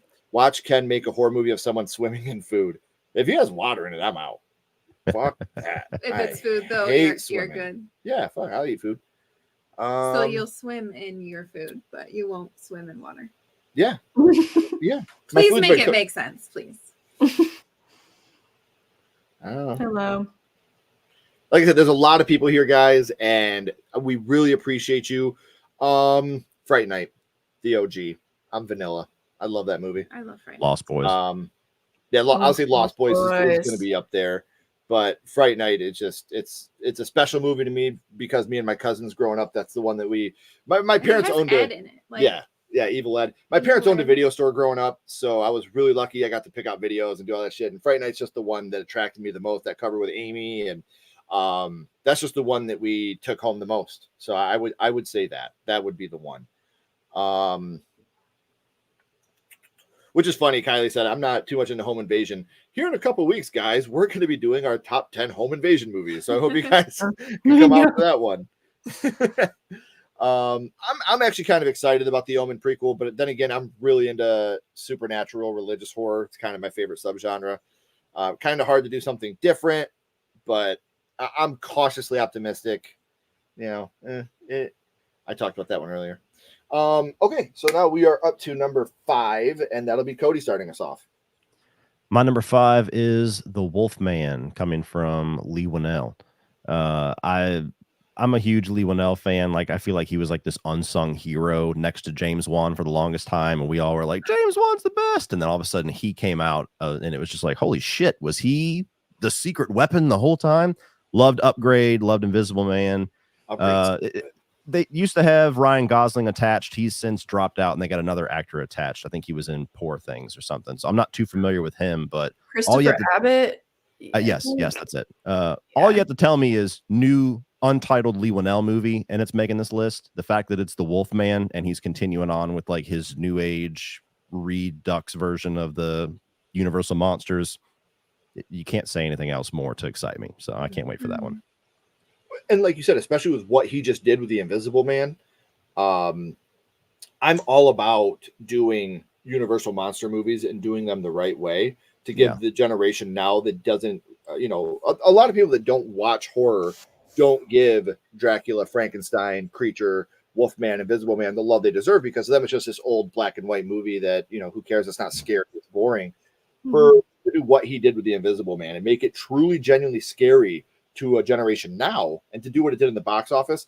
When I heard it was Ryan Gosling, I was like, I'm probably not going to leave the theater for the day, and I'm just going to watch it over and over and over because I love Ryan Gosling.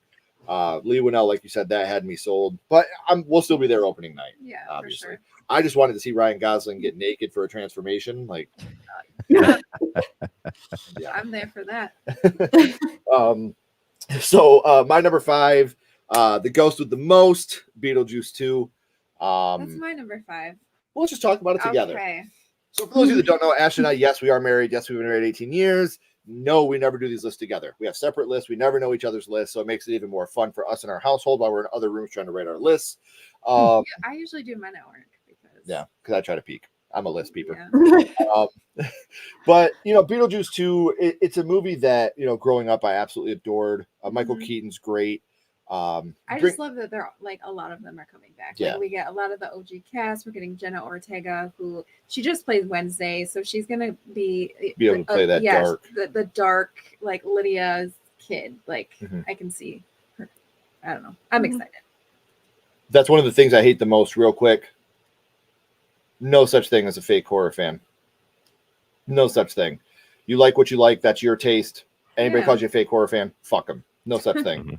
Sorry, I don't mean to be an asshole, but that's one of my biggest pet peeves. Oh, you haven't seen it mainly because of her. Like I'll talk about horror with people and they're like, yeah, then she brings something up and they're like, oh, well, you like the people under the stairs. What happens at 38 minutes into the movie? Like, don't quiz her because she's a female. Like that's the type of shit that pisses me off. Those are the horror fans that irritate the piss out of me. She knows more than I do. So yes, you like what you like. No such thing as a fake horror fan. If you like horror, we want you here to talk about it. Period. What else to say about Beetlejuice? I'm just curious as to how they're going to continue the story. I would like to get more of the Neither world. I think that would be really cool. And just I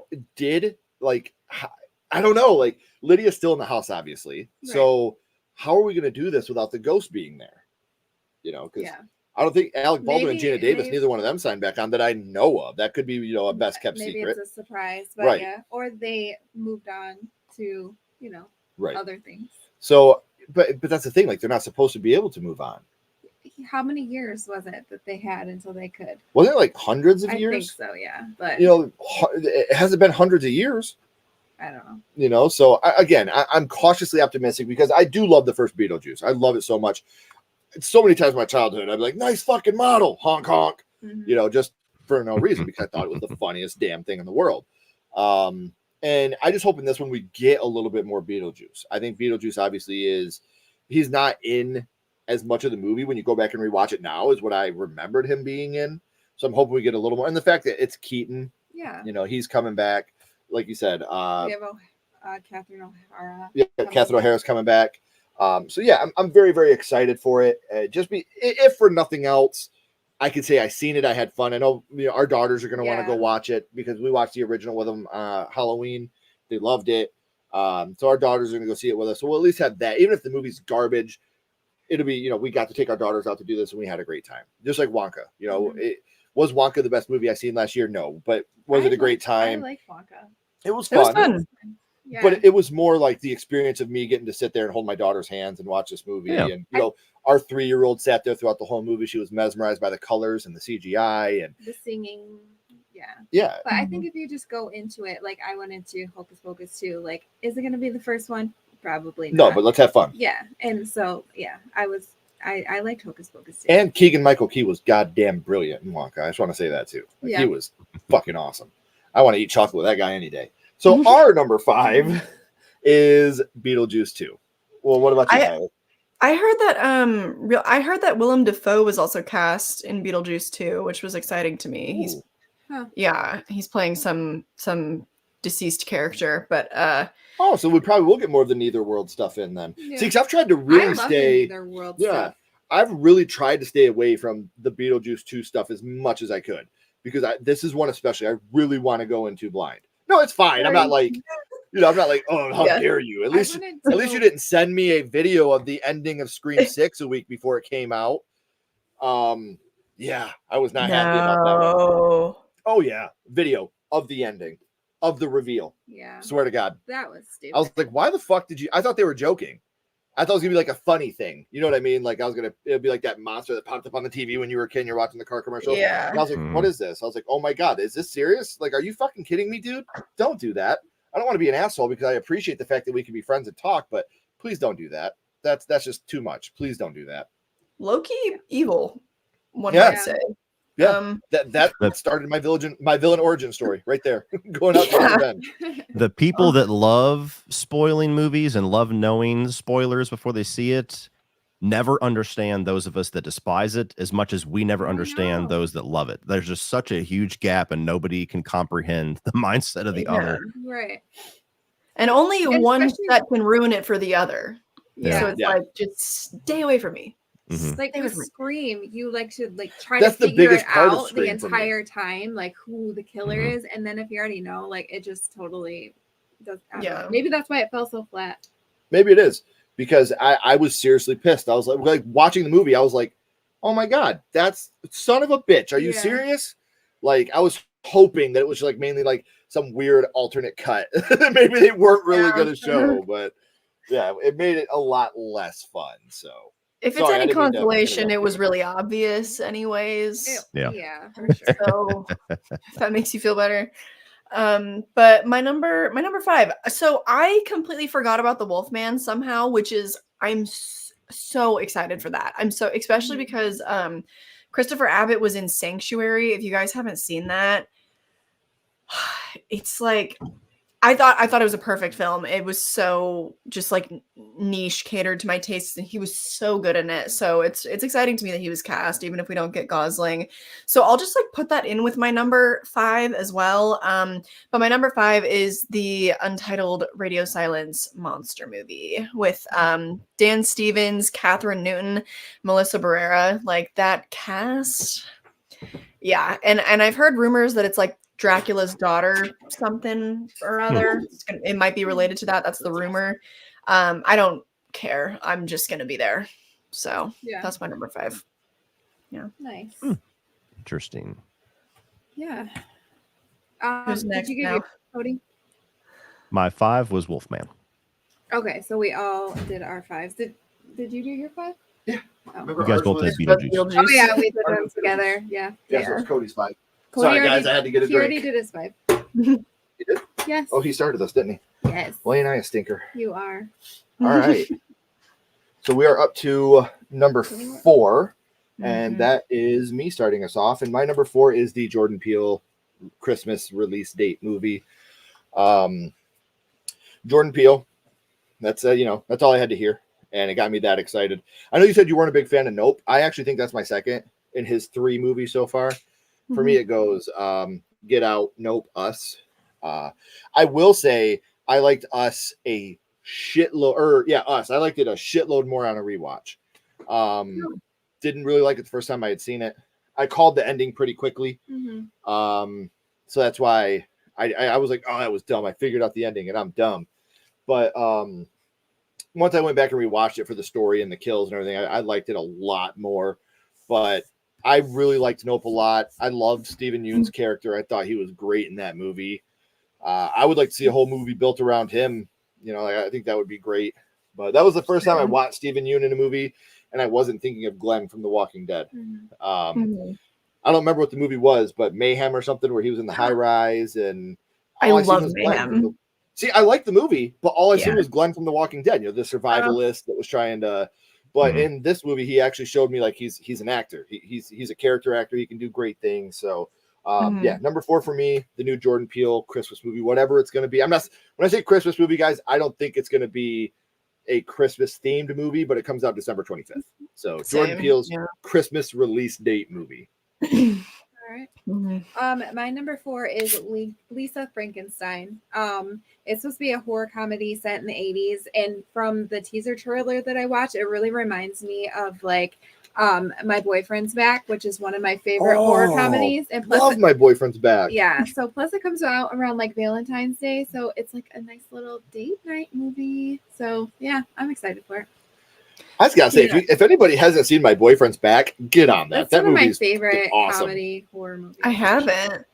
But It's great. I love Catherine Newton. I feel like she's a little bit of an underrated actress, and I love that she's staying in the genre too. So I'll be seated. I just don't really like Cole Sprouse, so we'll see. If you get the chance to watch My Boyfriend's Back, it'll make you laugh because there's not any big name characters in the movie except for every background character. Like Philip Seymour Hoffman is a background character in the movie. Matthew McConaughey is a background character in the movie. Like there's one scene with Matthew McConaughey there in a movie theater. He's like, ain't that the Dingle Boy? Like, and that's all he does. like the casting guy definitely didn't get this one right, but it's a very fun movie. I love it to death. What about you, Put it on Cody? my list. My number 4 is Saw 11, and that's still crazy to me. Like Saw X is by far the biggest surprise of last year. I like the Saw franchise, but only about half the movies. The other half I could really care less if I ever watch again. And to me, it was like, played out would probably be putting it lightly. So when Saw X came out, I was just like a naysayer. I'm like, whatever, dude. Of course they're going back to this well. Of course we're going to focus on John Kramer again. What else can they fucking do? And I really liked that movie. It just kind of like ignited my excitement for Saw again, to where like I did a bunch of rankings. I did a video not even a month ago, like kind of like pitching my idea for Saw 11. And I rarely do something like that. So I hope it's not going to get back into the rut of quick, less than a year turnaround, and we're going to focus on quality or quantity over quality. I have to have faith that they're not going to do that. The fact that the writers of Saw X are not returning worries me a little bit, but I have to feel like they have to be a moron to not realize why Saw X succeeded and not capitalize on that. It's the first Saw movie that was like not only financially successful, but the fans pretty much loved it, and it was critically acclaimed, which I don't think any of the other Saw movies are, even the first one. Very rare.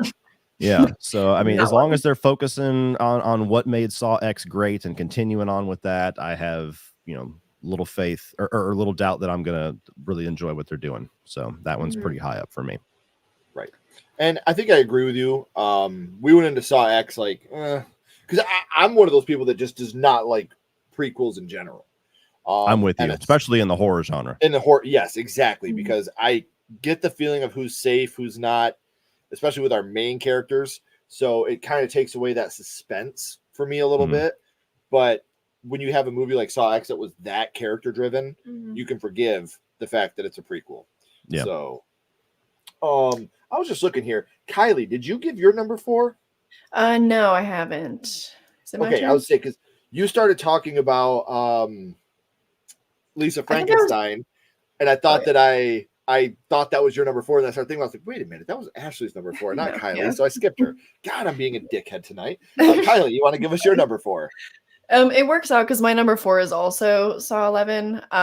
Because it would be in my top 3. Like, I would be more excited about it, but I'm a little bit of a cynic, and I feel like they're not going to capture that same lightning in a bottle twice, especially if we don't get the same team of people on. But yeah, it's hard for me to doubt that, because finally they understand the star power of Tobin Bell. Like, finally we got here.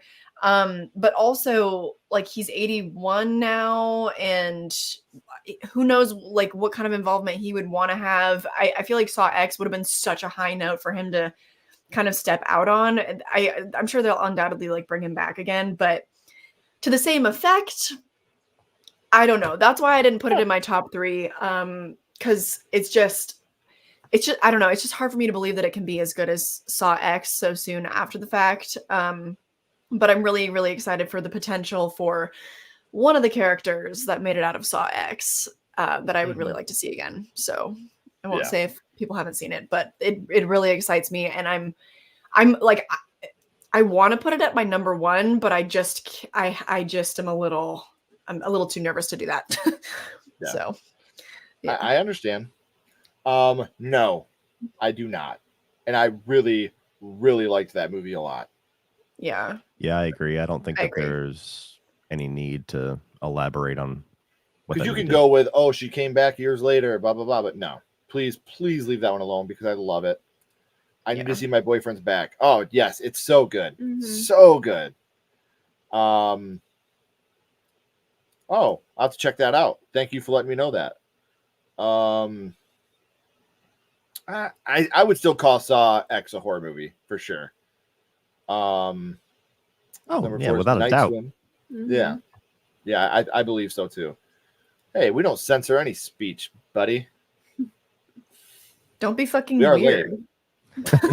Just don't be fucking weird then. Like, I'm married. I choose not to be harassed. Get out of here. Yeah. I don't know what free speech we censored, but sorry, hurt your feelings. Stay in the truck. I'll be back out in a minute. Just stay in the truck. All right, so now we are up to number 3, and that will be Cody starting us off. Number 3 for me is Terrifier 3. Another one like Saw, where I'm very lukewarm at best on the first Terrifier. I didn't get into the hype. I thought it was massively overrated. Like, I appreciated the special effects. I appreciated what David Howard Thornton was doing. The rest of the movie kind of really left me pretty cold. So I was not excited at all for Terrifier 2. That was the closing movie at midnight, the first night that I went to Fantastic Fest. And even me being in the same room as Damon Leone and David Howard Thornton and a couple of the other cast members, I was just like, what a 2 hour and 20-minute Terrifier movie. What the fuck is this going to be? And I loved that movie. I thought it was great. Like, too long for sure. Like, I call it the Zack Snyder's Justice League cut, like of Terrifier 2. It was crowdfunded and everything, so they just made the biggest movie that they could get away with releasing. I don't think that's going to be the case with the third one. The fact that it's got studio backing and everything, I think they're going to scale back more to the first one. Didn't but they lose their funding? Maybe. I'm pretty sure they parted ways because the studio, like, there was apparently a lot of studio involvement, and Damien Leone was just like, yeah, I don't know which severed ties with which, but it's very possible. I mean, that sounds like the way to go. But I really liked the fantastical side of the second one and all the weird lore and the mystical blade and all that crazy shit. Like, it just, to me, it leaned so far into the craziness that I was like, sure, bring on more. I loved Sienna, and so the fact that pretty much all the cast is coming back, the fact that it's in Christmas excites me. The only thing that worries me about it, I've heard them make statements saying that they're getting more back to the tone of the first one and the look of the first one, and I don't want them to go quite that far because I like the second one significantly more. But I have to have faith that if I love the second one and the second one was so successful that they're not going to like alienate the fans of the second one. I think that'd be a really weird move. I feel like since it is Christmas time, it'll probably be pretty fantastical, I would imagine. I don't think they'll probably like fully rein it into the vibe of the first one. I would hope so. Yeah.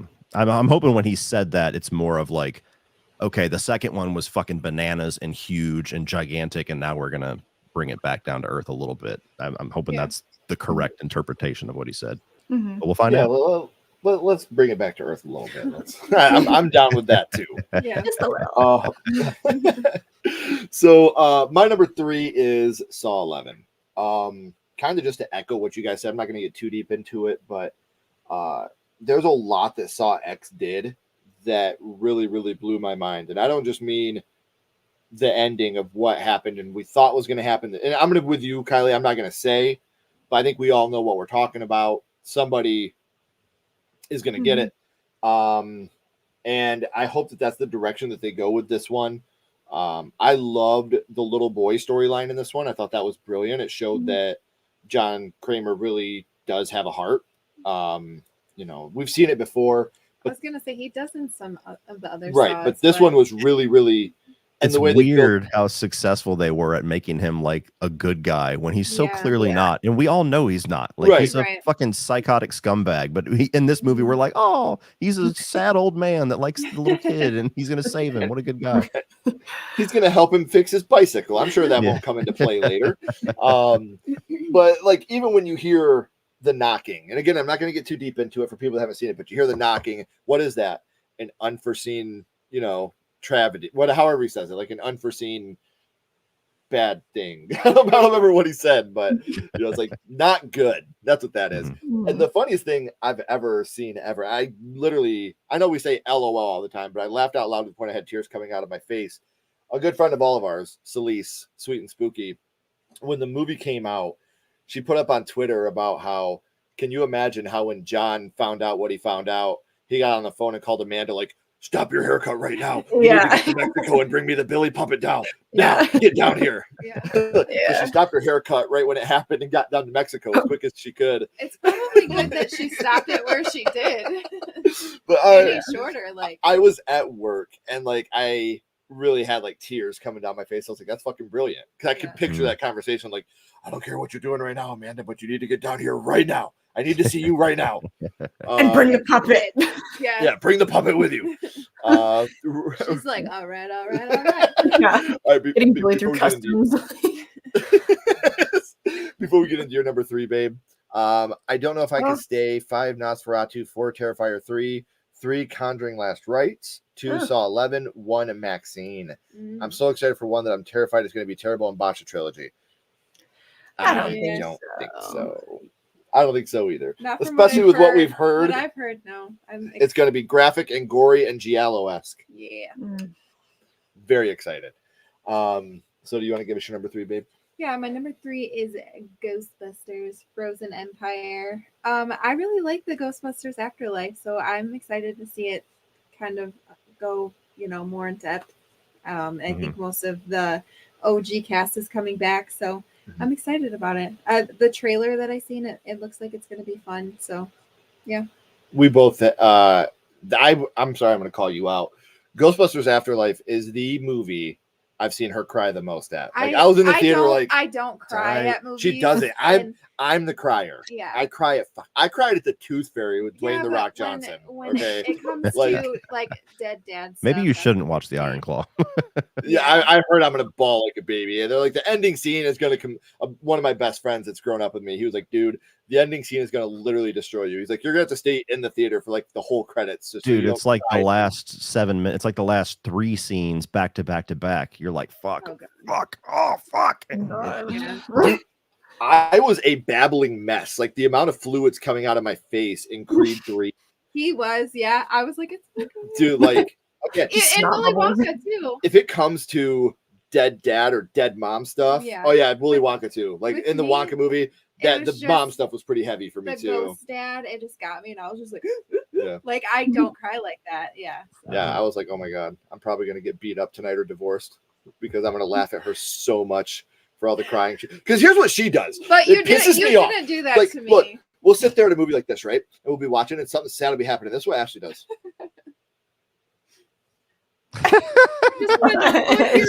My It makes my it wife so much worse. My wife does that to me, but it's even more obnoxious than that. So the only thing that really like chokes me up instantly, 100% of the time, is father-son stuff. Like I haven't lost my dad, thank God, knock on wood, but we're so close, and he was a single parent that anything that taps into father-son closeness fucks me up in an instant. Yeah. And anytime a movie gets to that point, my wife doesn't even look at me. Like she'll be sitting over to the side, and it starts, and she just feels it in the air, and she goes, "You being a little crybaby bitch over there?" And I'm like, See, it's like that for me growing up because I didn't have a dad. I didn't know my dad growing up. So anything like Angels in the Outfield, like when the dad leaves him in the courthouse, done, wrap, dead. But now after I lost my mom, and what's even more fucked up is like I lost my mom, and then the next day we went and seen The Joker, and the shit happens with him and his. I was like, I don't even think I can watch this fucking movie, man. Like I was like a fucking wreck. And so anything now with like mom shit, I'm like, no, dude, I can't. So like I said, Creed 3, I did not go in expecting that at all. And like I was leaking shit from my face I didn't know existed. I was like, I'm gonna have to leave. Like, I'm embarrassing myself in front of all these people in this packed theater. Like I was trying to put my head in my shirt so people couldn't hear me. Like I was silenced by my Kenny, shirt. little Kenny, he's like, my dad's a bitch. My dad's a bitch. Like, dude on there. So yeah. Oh yeah. So yeah. Thank you. She was my best friend. Miss her every day. She's right here all the time. Mm-hmm. I liked her so much I burned her up and put her ashes there and kept them on my chest all the time. Oh, so you say such weird things yeah. No, dude, I got to tell you guys this. I burned her up. This is a complete true story. Before we get to Kylie's number 3, a complete true story, and this may be dark, and if it's dark to you, I'm sorry, but this is how I get over shit. My mom died. It was very unexpected, and I had her funeral. I went back to work the next day, and I worked at a factory. And part of the thing I had to do was when people needed parts, I was the person that gave them their stuff. And one of the worst things was when you had to take people grease for the line. And this lady called for grease, and I took it over. I was putting the grease in her machine, and I was like, "So my mom died, and you're gonna do this shit to me?" And she was like, "Ken, I'm like 8 months pregnant. I'm emotional. You cannot do that." I was like, "Oh my God, I'm sorry. You're about to be a mom." She was like, "Yeah." I was like, "I used to have one of those." It's so awkward when you do that shit around me and people are just like, I'm just like, you have to understand him and his brain. Like, I don't know. But my thing is like, my mom would have fucking loved that joke. Yeah. My mom would have loved that joke. Like, I get all my really dark. When you say stuff like that, I'm like, please just don't do it around grandma. Like, please. Like, oh, my mom's mom? Yeah. Oh, like, I know. Please, it's so hard for me not to. That. Like when I was going to give a speech at my mom's funeral, because I'm ordained. They asked me to perform the funeral, and I was like, no, there's no fucking way I can't. I gave a speech, and my grandma was like, listen, remember I'm here, okay? Don't go too crazy with this. I was like, don't worry, I won't. But like I said, my mom, she was my best friend, and I miss her every day. And it's what you got to do. Whatever you do to get over it, whatever you do to get through it.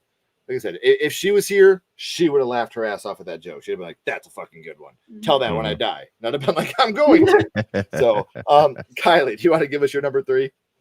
Yeah, my number 3 is Maxine. I know I'm so in the minority about this, and Cody especially, I'm sorry, but I was not crazy about X or Pearl. I liked Pearl more than X, and I have a feeling I'm just going to keep liking them more. And I've gotten myself super hyped up for Maxine just by the look of it and the cast and the fact that we've heard that it's going to be like very Giallo-esque, and have that atmosphere be very gory. And that's apparently upsetting some people that have gotten early looks at it. I'm like, yes, sounds good. That sounds good to me. That to me is the logical direction that it would go. Yeah. So, I have a feeling like, I think Mia Goth, I know I can't really say it's going to be her best performance because obviously that whole like 8-minute monologue in Pearl, we can't really beat that. But, I just have a feeling it's probably going to be my favorite moment for her character, I think. And I think it's going to cater the most to my taste out of the trilogy. So I'm super excited for it. Someone just pointed it out to me. I don't know how I didn't notice this, but if you put the trilogy together, it's Pearl X Maxine, like Pearl equals Maxine. And I think that's fucking brilliant. Like if you put them all together, and I never thought of it like that. And I was like, wow, that's actually fucking awesome.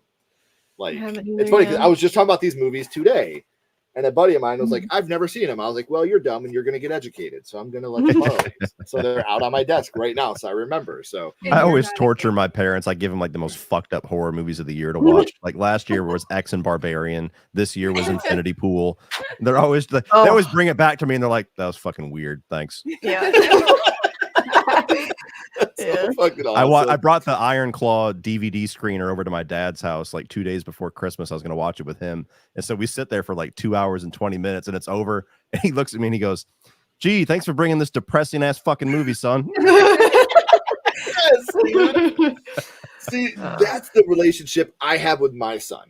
Yeah. You know, and I always said that that's what I would do. You know, like that's why when we have dance recitals, I'm the loudest motherfucker there, and my daughter's nowhere to look for me.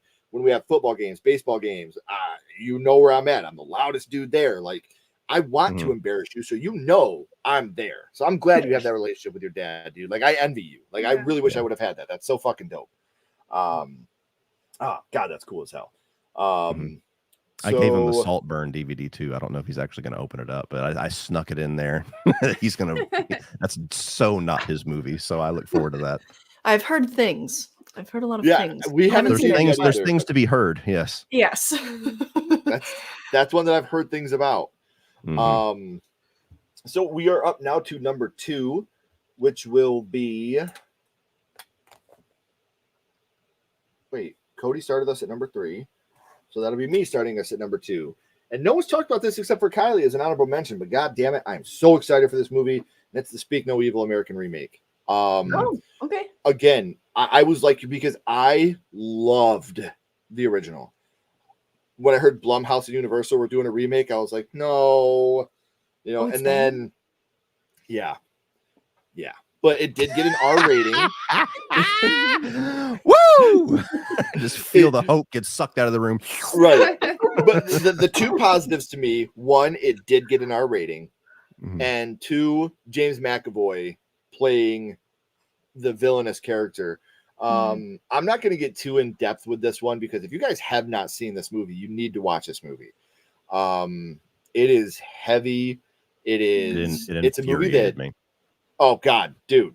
So mean-spirited. I was fucking pissed. Like as a parent watching this movie, I was fucking infuriated. Like I wanted to put my fist through the wall at so many different points of this movie. Like, again, I'm kind. I'm a kind person, but I am an asshole. And this is a moment where my asshole would come out. Your asshole would come out? Okay, yeah, that's not really Figuratively. Let me rewind that. This is a moment where, 10 minutes into this movie, it would have been the point where I was like, this is done. This is a wrap,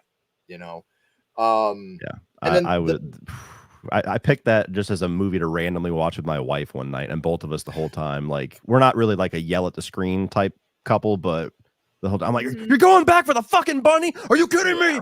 Like so many moments like that leading up. The bunny was in the fucking car. Exactly.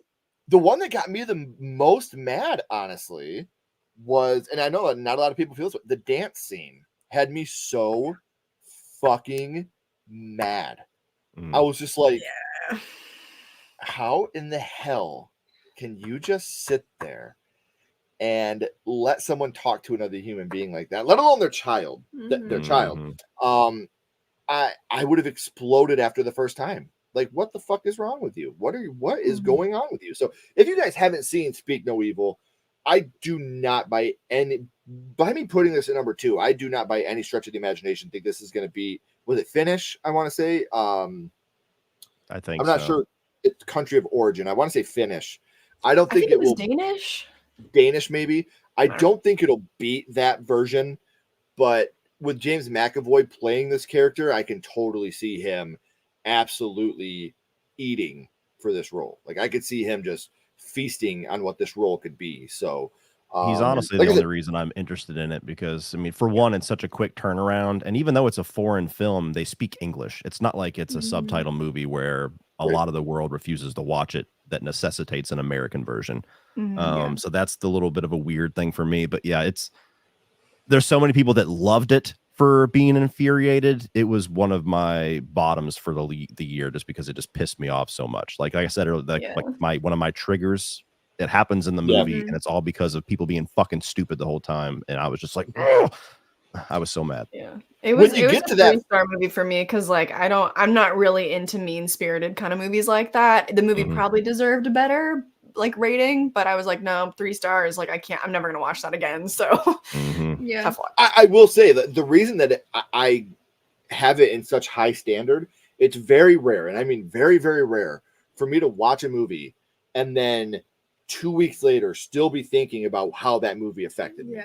Yeah. Like whether it's a positive, it's a negative, whatever. For me, 2 weeks later to still be over analyzing and overthinking a movie, that did something special to me either way. And that's a movie that 2 weeks later I was still like fucking mad. Just like, yeah, no doubt. Why would you just stand there? Like, why did you take your clothes off? Like, what were you doing? Like, I don't know. That's what you get, you fucking idiot. So I don't know. It's just one of those movies. And I don't think that with it being the American version and Blumhouse and Universal getting the rights to it, that it's going to be as outrageous as that one was. It'll be sanitized for sure. Yeah. I don't think it'll go to the lengths of that one, but because I was such a big fan of it, I'm hoping that we get like a Ringu effect here. Like, that it's at least on that type of quality. Yes. But it's been a long time since we've had. It's probably going to turn out more like Quarantine and Wreck, but yeah, probably. So my number 2 is the Speak No Evil American remake. Okay. What about you, my love? My number 2 is Maxine. I'm super excited about it, especially now that I know that it's going to be gory. I read that it's going to be like a whodunit slasher. And yeah, I can't wait. I liked Pearl and X both, so I'm excited. See, I'm one of, at least from my opinion, what I've heard of, I'm one of the minority that liked X more than Pearl. Most people I know liked Pearl more. And now I think Pearl's a better character for the movie. What, that you like X more or Pearl? X. I mean, I think both of them were in my top 10 of last year, but X was number 2, I think. Total taste thing, I think. It's different. Yeah, they're very different movies. Yeah. Oh, absolutely. But something you had alluded to, Kylie, that 8-minute monologue with Mia Goth and that unbroken shot. Yeah. That's fucking incredible. Like that to me is an actress. Oh, but that's more incredible to me than when you have those 8-minute unbroken shots where you're moving around. Like, yeah, that takes a lot of work between, your key grip, your cameraman, your actors, stuff like that. But when you have her crying and acting and doing everything she did in an unbroken 8-minute shot, that whole shot rested on Mia Goth's shoulders, and she said, "Don't worry, I got this, bro." And loved it. So absolutely good choice, babe. Thanks. What about you, Kylie? What's your number 2? My number 2 is The One, which is also starring Melissa Barrera. I promise, last movie of hers I'll talk about. Somebody's a fan. Yeah, one might say. So it follows her character. She is making a last-ditch effort to find love by becoming a contestant on a reality dating show. And it's also starring Nicholas Hoult. So 2 of my absolute faves. I forget. Oh gosh, wait, who's directing it? Lana Condor, who's also from To All the Boys I've Loved Before. I haven't seen that, but she's great. I saw her on a different show, I think. Riley Keough is also producing. She's like from The Lodge. She's great. And then I'm not familiar with the writers and directors, Kevin Armento and Jackie Bradley. I'm not familiar with them, but just the whole concept of it and the cast, I'm like, yes, it's everything that I love wrapped up into one. So yeah. Well, The One. Never heard of that one either. So yeah.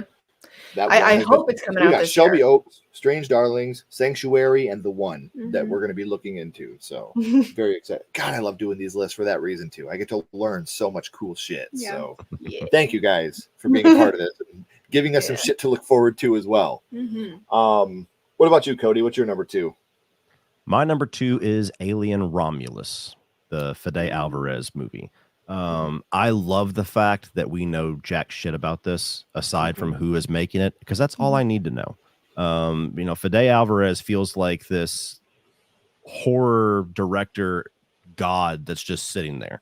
Like he made Evil Dead, loved that movie. He made Don't Breathe, loved that. And then it's just kind of like he's just been quietly hanging out, producing stuff. And so I have to feel like last year the success of Prey made them look at some of these 80s and 70s franchises that they keep trying to make bigger, like Terminator, and just failing more and more. And they go, you know, maybe we should go smaller. Maybe we should go simpler. Maybe that's why the originals worked so well. What a fucking concept. So the fact that this feels like that, I think it was a Hulu movie at first, and it's been since promoted to theatrical release, which is another thing that's only a plus for me. So the Fede Alvarez, I have to feel like it's going to be visceral. It's going to be back to the horror roots of Alien, which I think that we need. I do prefer Aliens, but I don't see anybody but James Cameron getting that mix right. So I like that. Even the cast, we were talking earlier, I think Kylie said that the cast wasn't an exciting element for her. I don't recognize anybody in the cast, and that kind of excites me because when you have movies, especially if they're going for horror and it's not a bunch of recognizable names, sometimes it's easier to kind of get into the vibe of that. You're not seeing like a star that you expect to be the final girl and things like that. So I'm very excited for it. I like you can, I can appreciate certain things about what Ridley Scott was trying to do, but that whole Prometheus experiment did not pay off at all for me. And I will forever kind of be a bit resentful that we didn't get Neil Blomkamp's sequel to Alien because of those fucking movies.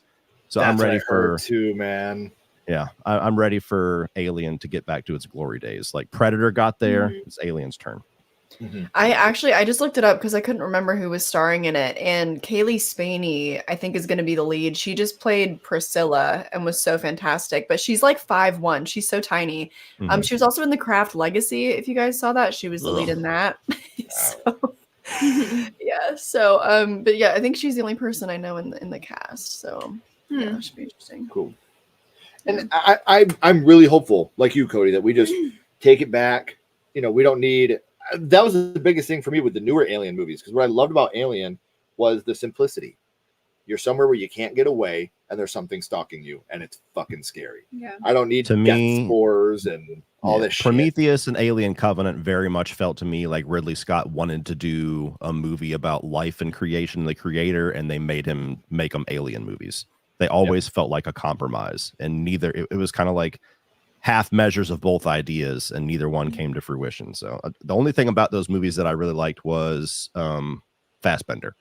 Other than that, I was like, no, not my thing. And then when you find out I'm not getting into it. When you find out all the shit that she went through when she went on the ship, I'm like, I'm out. I can't do this. That's fucking rough. So that's everybody's number 2. Now, before we get into number 1, I do want to remind everybody, please vote in the poll for our next watch party. It's looking like it's going to be Beetlejuice unless something crazy happens, according to this. And if you haven't, please subscribe to Haunted Hippie. Please subscribe to Cody Leach. Please subscribe to Sledgehammer Horror. It really does help the channels. And share this out to your friends. It helps the channel because YouTube's algorithm is a bitch. So any help is always appreciated. It's funny. I just texted Cody the other day a screenshot. He released the video 3 days ago, and I got the notification 3 days later. I sent him a screenshot. I was like, bro, I just got your notification, because I went to the video and it was like released 3 days ago. And I was like, what the fuck? Like, I would have watched this 3 days ago, dude. I promise. But, you know, so sometimes that shit really happens. You know, we're all friends. We like to watch each other's videos, and you guys doing your part and helping us share that out and thumbs up and all that good stuff. It really helps the channel. It really does. So please make sure you're giving them thumbs up. Make sure you're subscribing. It helps out these channels so much. So thank you guys for that. So we are up to number 1 now. And that will be you starting us off, my love. My number 1 is Imaginary, actually. And like you said, it has like the Z vibes, and I think that's why I'm excited about it. I gotta go do kid stuff real quick. Okay. I can hear. Oh. Uh-oh. Ass whooping incoming. Yeah, I don't know. I guess his I know the look. Like, God damn it. Yeah, the dad look. You just gotta give him that look. But yeah, it's about a bear named Chauncey, and I don't know. I guess I'm excited about it.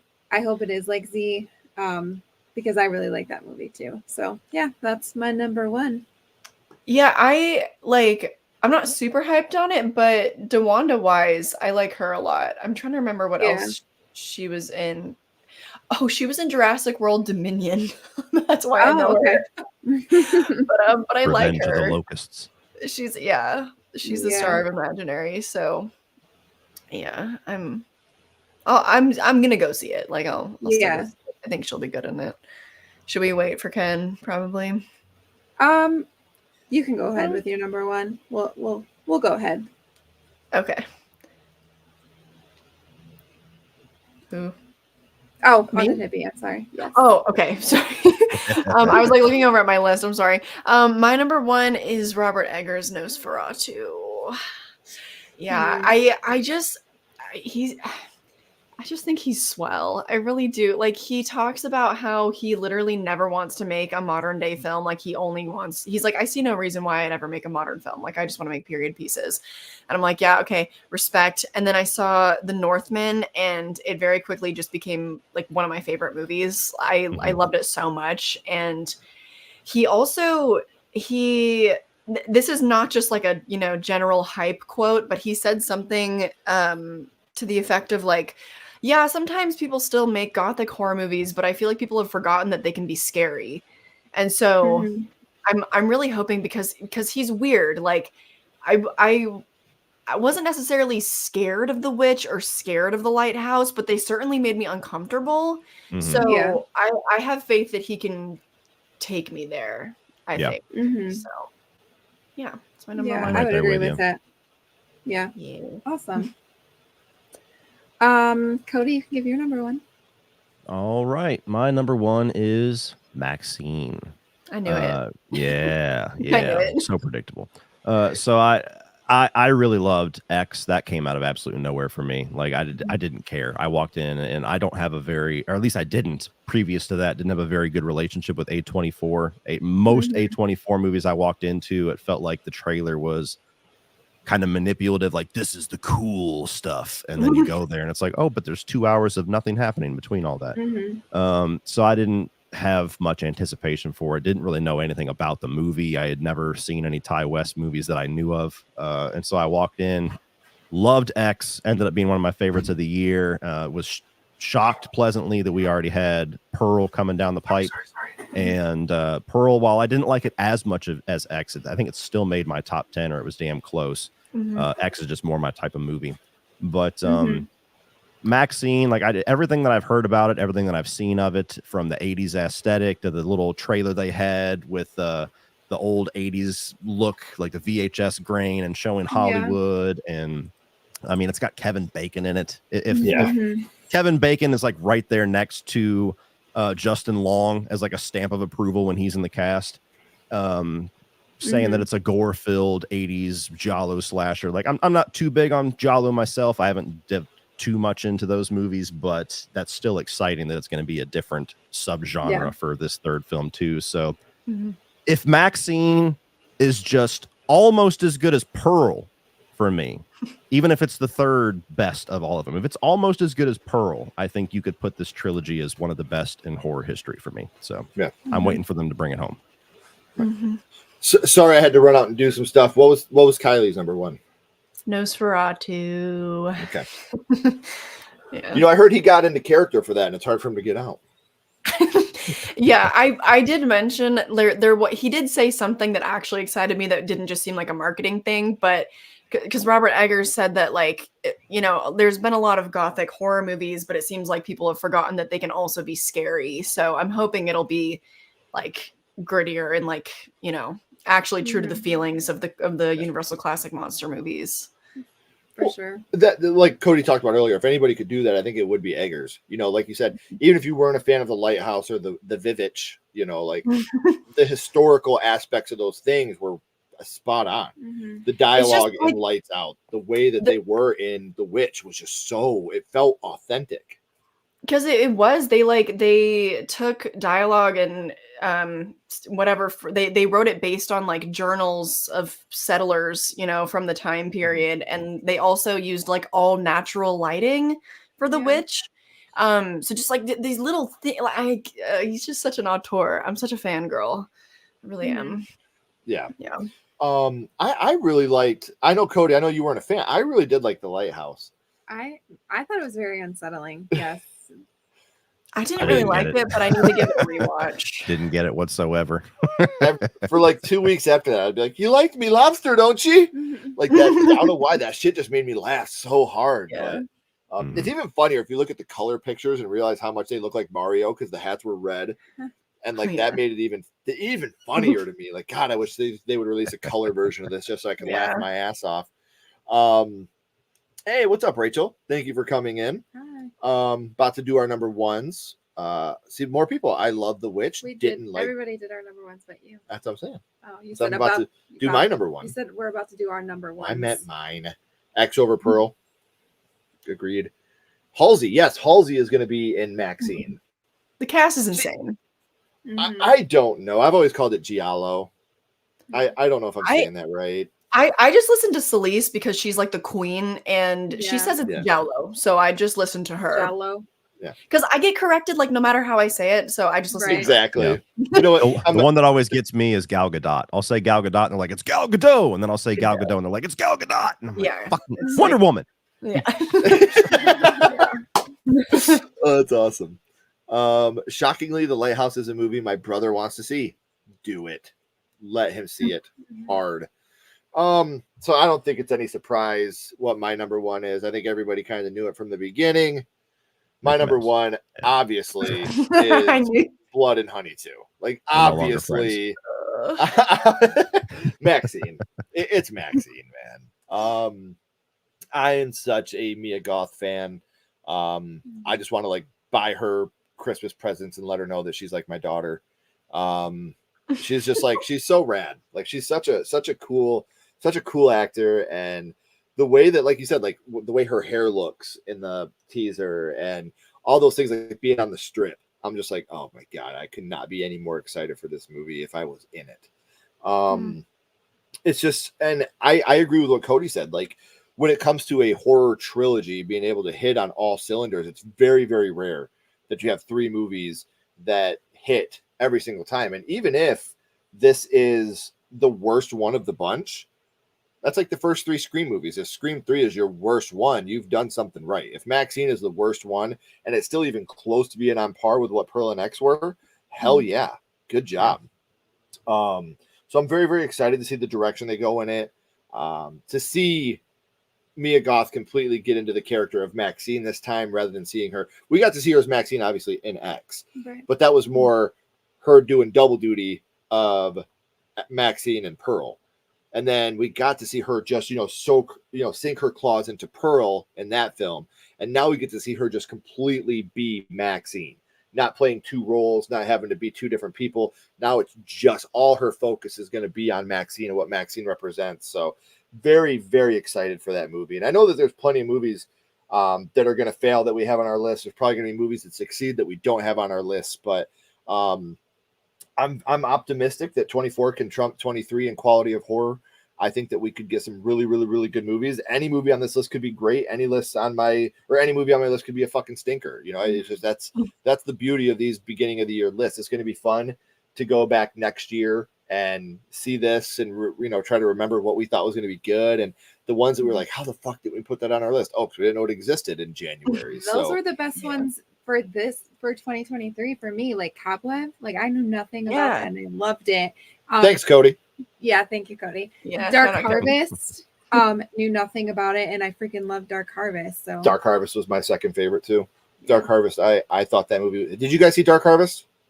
That was one of the last movies I watched this year. I thought it was cool. It didn't quite come together for me, but I love the concept. The characters is where I kind of let me down. I didn't quite buy into the main character and his tough guy attitude. And the concept and the feeling of it was good, but it was just a little disjointed for me. And also I had hyped it up a lot for myself because I think that I talked about it as one of my most anticipated of 2022 as well. Yeah. And then it like got put off and stuff.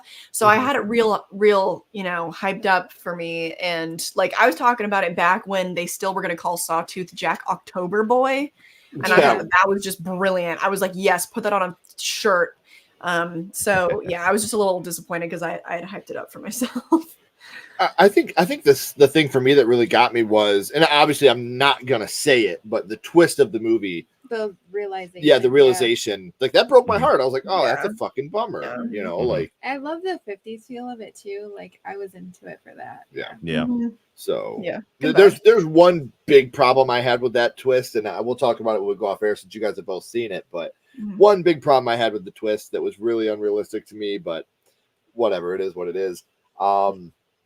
I do, again, everybody in the chat tonight. I know we weren't as active with the chat as we usually are, but it was very, very busy tonight. But we do appreciate and love every single one of you. Thank you for being here. Mhm. Troy, thank you for one more super chat out the door, buddy. It means so much to us. And I hope everybody has a perfect rest of your guys' night. Obviously, Cody, Kylie, don't go anywhere. We got a couple more questions for you guys. Everybody else, thank you. If you haven't already, subscribe to Haunted Hippie, subscribe to Cody Leach. Both their links are in the description. You're going to love what they do. Subscribe here if you haven't already. It means a lot to us as well. So until next time, keep talking horror, Stay who you are. and we'll see you guys soon. Bye, guys. Bye.